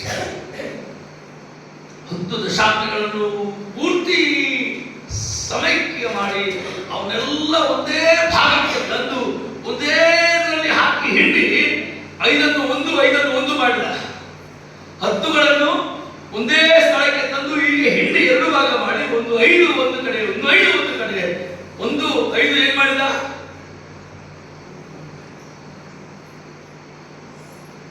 ನಿನ್ನ ದೇವರನ್ನು ಗೌರವಿಸಬೇಕು, ಸನ್ಮಾನಿಸಬೇಕು. 2 ನಿನ್ನ ಹಾಗೆ ನಿನ್ನ ನೆರೆಯವರನ್ನು, ನನ್ನಿಂದ್ರೆ ಬೇರೆ ದೇವರು ಯಾರು, ದೇವರನ್ನು ಸನ್ಮಾನಿಸಬೇಕು. 5 ಆಜ್ಞೆಗಳು ಅದರಲ್ಲಿದೆ. 2ನೇದು 5 ಪೂರ್ತಿಯಾಗಿ ಸಮೈಕ್ಯಗೊಳಿಸಿ ಒಂದೇ ಭಾಗಕ್ಕೆ ತಂದು ನಿನ್ನ ಹಾಗೆ ನಿನ್ನ ನೆರೆಯವರನ್ನು. ಇದು ಹೊಸ ಆಜ್ಞೆ ಅಂತ ಹೇಳ್ತಾರೆ ದೇವರು. ಯೇಸು ಸ್ವಾಮಿ ಹೇಳ್ತಾರೆ ಹೊಸ ಒಡಂಬಡಿಕೆ ಇದು ಹೊಸ ಆಜ್ಞೆ. ಅವ್ರು ಕೇಳ್ತಾರೆ ಹಳೆಯ ಆಜ್ಞೆಯಲ್ಲಿ ಅದೇ ಇತ್ತಲ್ಲ, ಪ್ರೀತಿಸಬೇಕು, ಗೌರವಿಸಬೇಕು ಎಲ್ಲ ಇತ್ತಲ್ಲ. ಆದ್ರೆ ಮತ್ತೊಂದು ಹೊಸ ಆಜ್ಞೆ ಹೇಳ್ತೇನೆ, ನಿನ್ನ ಹಾಗೆ ನಿನ್ನ ನೆರೆಯವರನ್ನು ಪ್ರೀತಿಸು. ರೋಮಪುರದ ಪತ್ರಿಕೆ 13 ವಚನಕ್ಕೆ ಹೋಗೋಣ. 2 ವಚನ ನೋಡ್ಕೊಂಡು ಮುಗಿಸ್ಲಿಕ್ಕೆ ಪ್ರಯತ್ನ ಮಾಡೋಣ. ರೋಮಪುರದ ಪತ್ರಿಕೆ 13 Romans chapter 13 verse 8. ಒಬ್ಬರನ್ನೊಬ್ಬರು ಪ್ರೀತಿಸಬೇಕೆಂಬ ಹೃದಯವೇ ಹೊರತು ಬೇರೆ ಯಾವ ಸಾಲವೂ ನಿಮಗೆ ಇರಬಾರದು. ಮತ್ತೊಬ್ಬರನ್ನು ಪ್ರೀತಿಸುವವನು ಧರ್ಮ ಪ್ರಮಾಣವನ್ನೆಲ್ಲ ನೆರವೇರಿಸಿದ್ದಾನೆ. ಹೇಗೆಂದರೆ ವ್ಯಭಿಚಾರ ಮಾಡಬಾರದು. ಒಬ್ಬರನ್ನು ಪ್ರೀತಿಸುವ ಋಣ ಹೊರತು ಬೇರೆ ಯಾವ ಸಾಲ ನಿಮಗೆ, ಒಬ್ಬರೊಬ್ಬರು ಪ್ರೀತಿಸುವ ಧರ್ಮ ಪ್ರಮಾಣವೆಲ್ಲ. ಬಹಳ ಅದ್ಭುತ ಸಂಗತಿ. ಯಾರಿಗಾದ್ರೂ ಕೇಳಿದ್ರೆ ಸಾಲ ಏನಾದ್ರು ಇದೆಯಾ ಅಂತಂದ್ರೆ ತುಂಬಾ ಇದೆ, ಅಲ್ಲ ಆಯ್ತು ಸಾಲ, ಇಲ್ಲ ಆಯ್ತು. ನಾನು ಇವತ್ತು ಮೈಸೂರಿಂದ ಬೆಳಗಾವಿ ಬರ್ಬೇಕಾದ್ರೆ ಚೈನ್ ಮಾರ್ಕೆಟಿಂಗ್ ಕೇಳ್ತಾ ಬಂದಿವಿ, ಎಲ್ಲೋ ವಿಡಿಯೋ ನೋಡ್ತಾ ಕೇಳ್ತಾ ಬಂದು ಬಹಳ ಜನ ಸಾಲ ಮಾಡಿಕೊಂಡು ಚೈನ್ ಮಾರ್ಕೆಟ್ಗೆ ಹೋಗಿ ನಮ್ಮೂರಲ್ಲಿ ಬೆಳಗಾವಲ್ಲಿ ಮನೆ ಮಾರ್ಕೊಂಡಿದ್ದಾರೆ, ಚಿನ್ನ ಆಭರಣ ಮಾರ್ಕೊಂಡಿದ್ದಾರೆ, ಹೊಲ ಮಾರ್ಕೊಂಡು ಎಲ್ಲೆಲ್ಲೋ ಚೈನ್ ಮಾರ್ಕೆಟ್ಗೆ ಹೋಗಿ ಬೋಳೆ ಹಾಕಿಬಿಟ್ಟಿದ್ದಾರೆ, ತಲೆ ಕೆಡಿಸ್ಕೊಂಡಿದ್ದಾರೆ, ಉಳಿಸಲು ಹಾಕಿಬಿಟ್ಟಿದ್ದಾರೆ, ಸೇವೆ ಬಿಟ್ಟು ಅಡಿಕೊಂಡು ಬಿಟ್ಟಿದ್ದಾರೆ. ಇನ್ನೂ 10 ವರ್ಷಗಳು ಹಣದ ಆಸೆ ಆಗಿತ್ತು, ಅದು ಸಾಲ ಮಾಡಿಕೊಂಡ್ರು. ಆದ್ರೆ ಕರ್ತನ ವಾಕ್ಯ ಬಹಳ ಅದ್ಭುತವಾದದ್ದು. ಒಬ್ಬರನ್ನೊಬ್ಬರು ಪ್ರೀತಿಸಬೇಕಾದ ಋಣ ಹೊತ್ತು ಯಾವ ಸಾಲ ನಿಮ್ಗಿರ್ಬಾರ್ದು. ಸಾಲ ಮಾಡಿಲ್ಲ, ಋಣ ಇದೆಯಾ? ಸಾಲದ ಋಣ ಏನಂದ್ರೆ, ಬ್ರದರ್ ಆ ಕುಟುಂಬ ನನ್ನನ್ನು ಹೆಂಗ್ ಪ್ರೀತಿಸ್ತಂದ್ರೆ ನಾನು ಪ್ರೀತಿ ತೀರ್ಸಕ್ಕಾಗ್ತದೆ, ಅದೇ ನನಗೆ ಒಂದು ಸಾಲ ಋಣ ಇದೆ. ಅವ್ರ ಪ್ರೀತಿ ಸಾಲದ ಋಣ ತೀರ್ಸಲಿಕ್ಕೆ ಆಗ್ತಾರೆ. ಈ ಋಣ ಬಿಟ್ಟು ಯಾವ ಸಾಲ ಮಾಡಬಾರ್ದು. ಯಾಕಂದ್ರೆ ಅದೇ ಸಾಲದ ಋಣ ಶಿಲುಬೆಯಲ್ಲಿ ನಮಗಿಟ್ಟು ಹೋಗಿದ್ದಾನೆ ಸ್ವಾಮಿ. ಯಾವ ಸಾಲದ ಋಣಿಯಾಗಿದ್ದೇವೆ ಅಂದ್ರೆ ಶಿಲುಬೆಯಲ್ಲಿ ನಮ್ಮನ್ನು ಪ್ರೀತಿಸಿ ಪ್ರಾಣ ಕೊಟ್ಟಂತ ಸಾಲದ ಋಣದಿಂದ ಅದನ್ನು ಪರಲೋಕಕ್ಕೆ ಕಾರಣವಾಗಿದ್ದಾನೆ, ತಿರುಗಿ ಬರಲಿಕ್ಕಿದ್ದಾನೆ. ಆ ಸಾಲದ ಋಣದ ಲೆಕ್ಕ ಕೇಳ್ತಾರೆ ಬೇರೆ. ನಾನು ಯಾವ ಪ್ರೀತಿಯ ಸಾಲದ ಋಣ ನಿಮ್ಮ ಮೇಲೆ ಹೊರಿಸಿದ್ದೇನೋ, ಬಿಡಲ್ಪಡದ ಸ್ಥಾನವನ್ನೇ ಬಿಟ್ಟು ಪರಲೋಕದಿಂದ ದರೆಗಿಳಿದು ಬಂದು ಶೂನ್ಯನಾಗಿ ಮನುಷ್ಯನಾಗಿ ದಾಸನಾಗಿ ನಿಮ್ಮ ಹಾಗೆ ಆಗಿ ನಿಮ್ಮ ಮೇಲೆ ಪ್ರೀತಿಯ ಕಾರಣ, ಪ್ರೀತಿಯ ಸಾಲದ ಋಣದ ಕಾರಣ, ನಿಮಗಾಗಿ ನೀವು ನನ್ನ ಕಣ್ಣ ಮುಂದೆ ಕಾಣುವುದ ಕಾರಣ, ಕಾಮಗಿರಿಯಲ್ಲಿ ಯಾವುದೋ ಮೂಲೆಯಲ್ಲಿ ಭಾರತ ದೇಶದಲ್ಲಿರುವಂತ ನೀವು ನನ್ನ ಕಣ್ಣ ಮುಂದೆ ಕಾಣುತ್ತಿರುವ ಕಾರಣವೇ ನಿಮಗಾಗಿ ನಾನು ಶಿಲ್ಬೆಯಲ್ಲಿ ಪ್ರಾಣ ಕೊಟ್ಟಿದ್ದು. ಇದೇ ಪ್ರೀತಿಯ ಋಣ. ಇದನ್ನು ಬಿಟ್ಟರೆ ನಮಗೆ ಲೆಕ್ಕ ಕೇಳಲಿಕ್ಕೆ ಸ್ವಾಮಿ ಹತ್ರ ಏನೂ ಇಲ್ಲ, ಏನು ಕೇಳಲ್ಲ. ಅದನ್ನೇ ಕೇಳ್ತಾರೆ, ನಿಮ್ಮನ್ನು ಪ್ರೀತಿಸಿ ನಿಮಗಾಗಿ ಪ್ರಾಣ ಕೊಟ್ಟಿದ್ದಲ್ಲ ಅದೇ ಪ್ರೀತಿಯ ಋಣ. ಏನ್ ಕೊಡ್ತೀರ ಲೆಕ್ಕ? ಅದಕ್ಕೆ ಲೆಕ್ಕ ಕೇಳುವಾಗ ಉತ್ತರ ಏನ್ ಕೊಡ್ಬೇಕಂದ್ರೆ, ಸ್ವಾಮಿ ನೀವು ನನ್ನನ್ನು ಹೇಗೆ ಪ್ರೀತಿಸಿದ್ದೀರೋ, ನನ್ನನ್ನು ಪ್ರೀತಿಸಿ ನನಗಾಗಿ ಶಿಲುಬೆಯಲ್ಲಿ ಹೇಗೆ ಪ್ರಾಣ ಕೊಟ್ಟಿದ್ದೀರೋ ಆ ಋಣ ನಿನ್ನ ಮೇಲೆ ಇಟ್ಟಿದ್ರಲ್ಲ, ಅದರ ಬದಲಾಗಿ ನಿನ್ನ ಹೊಸ ಆಜ್ಞೆ ಪ್ರಕಾರ ನಾವು ಒಬ್ಬರನ್ನೊಬ್ಬರು ಪ್ರೀತಿಸುತ್ತಾ ಇದ್ದೇವೆ ಸ್ವಾಮಿ, ಇದೇ ಋಣ ತೀರಿಸ್ತಾ ಇದ್ದೇವೆ. ಋಣ ಕೇಳಿದಾಗ ಏನು ಉತ್ತರ ಅಂದ್ರೆ, ಸ್ವಾಮಿ ನೀವು ಹೇಳಿದ ಪ್ರಕಾರ ಒಬ್ಬರನ್ನೊಬ್ಬರು ಪ್ರೀತಿಸ್ತಾ ಇದ್ದೇವೆ. ಇದರಲ್ಲೆಲ್ಲಾದ್ರೂ ತಪ್ಪಿದ್ರೆ ತಲೆಗಳನ್ನು ಬಗ್ಗಿಸೋಣ. ಒಂದು ಅರ್ಧ ನಿಮಿಷ 30 ಸೆಕೆಂಡ್ ಕರ್ತನಿಗೆ ಕೊಡೋಣ.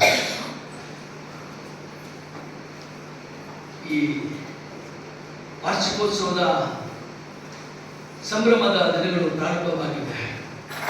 ನಾಳೆಯಿಂದ ಸಭೆ ಅನೇಕರು ಹೊರಗೆ ಆ ಕಡೆ ಈ ಕಡೆ ಇರುವಂತವರು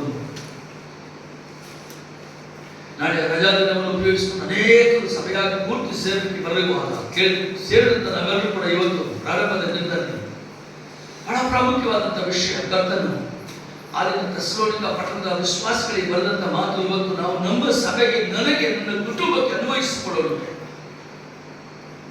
ಯಾಕಂದ್ರೆ ಥೆಸಲೋನಿಕದವರು ಮೆಕಾದೋನಿಯಾದ ಸಭೆಗೆ, ಗಾಯದಲ್ಲಿರುವ ಸಭೆಗೆ, ಇನ್ನು ಅನೇಕ ಪಟ್ಟಣಗಳಿಗೆ ಮಾದರಿಯಾದಂಥವರು. ಪ್ರಥಮ ಮಾದರಿ ಇಲ್ಲಂದ್ರೆ ಒಬ್ಬರನ್ನೊಬ್ಬರು ಪ್ರೀತಿಸುವುದರಲ್ಲಿ, ನಂಬಿಕೆಯಲ್ಲಿ, ಸ್ವಾರ್ಥ ಸಾರುವುದರಲ್ಲಿ,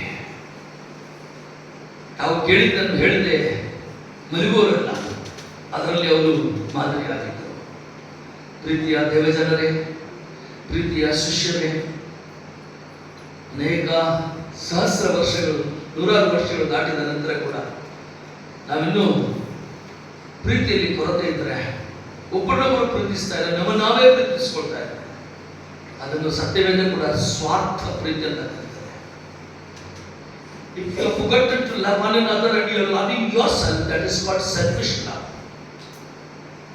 ಸ್ವಾರ್ಥ ಪ್ರೀತಿ ಬಿಟ್ಟು ಒಬ್ಬರನ್ನೊಬ್ಬರು ಪ್ರೀತಿಸೋಣ. ಇಂತಹ ಕಠಿಣ ಪರಿಸ್ಥಿತಿ ಆದರೂ ಪ್ರೀತಿಸೋಣ. ಯಾವುದೇ ಸ್ಥಿತಿಗಳಲ್ಲಿ ಒಬ್ಬರನ್ನೊಬ್ಬರು ಪ್ರೀತಿಸೋಣ. ಯಾಕಂದ್ರೆ ನಮಗಾಗಿ ಮಾದರಿಯಾಗಿದ್ದಂಥ ಯೇಸು ಸ್ವಾಮಿ ನಮ್ಮನ್ನು ಪ್ರೀತಿಸಿದರು. ಪೌಲನು ರೋಮಾಪುರದ ಪಟ್ಟಣಕ್ಕೆ ಹೇಳಿದಾಗೆ, ಪತ್ರಿಕೆಯಲ್ಲಿ ಹೇಳಿದಾಗೆ, ನಮ್ಮ ಮೇಲೆ ಏನಾದರೂ ಸಾಲ ಉಂಟೋ, ಋಣ ಉಂಟೋ, ಪ್ರೀತಿ ಎಂಬ ಋಣ ಬಿಟ್ಟು ಯಾವುದು ಸಾಲ ನಮ್ಮಲ್ಲಿರಬಾರದು. ಯಾಕಂದ್ರೆ ನಮ್ಮ ಮೇಲೆ ಶಿಲುಬೆಯಲ್ಲಿ ಪ್ರೀತಿಸಿ ತನ್ನ ಪ್ರಾಣವನ್ನು ಕೊಟ್ಟು ನಮಗೆ ಆ ಪ್ರೀತಿಯ ಋಣ ನಮ್ಮ ಮೇಲೆ ಇಟ್ಟು ಹೋಗಿದ್ದಾನೆ. ಋಣ ತೀರಿಸಿಕೊಳ್ಬೇಕಾಗಿದೆ. ಬಾಕಿ ಇದೆ, ಸಾಲ ಇದೆ. ಆ ಸಾಲ ತೀರಿಸಿಕೊಳ್ಳಕ್ಕೆ ಒಂದೇ ಒಂದು ಮಾರ್ಗ ಏನಂದ್ರೆ ನಾವು ಒಬ್ಬರನ್ನೊಬ್ಬರು ಪ್ರೀತಿಸೋಣ.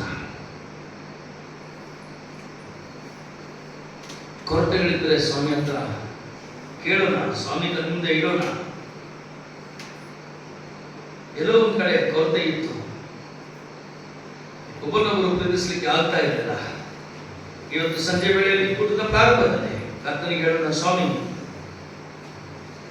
ನಾವು ಒಬ್ಬರನ್ನೊಬ್ಬರು ಪ್ರೀತಿಸುವ ಹಾಗೆ ನಮಗೆ ಸಹಾಯ ಮಾಡಿ.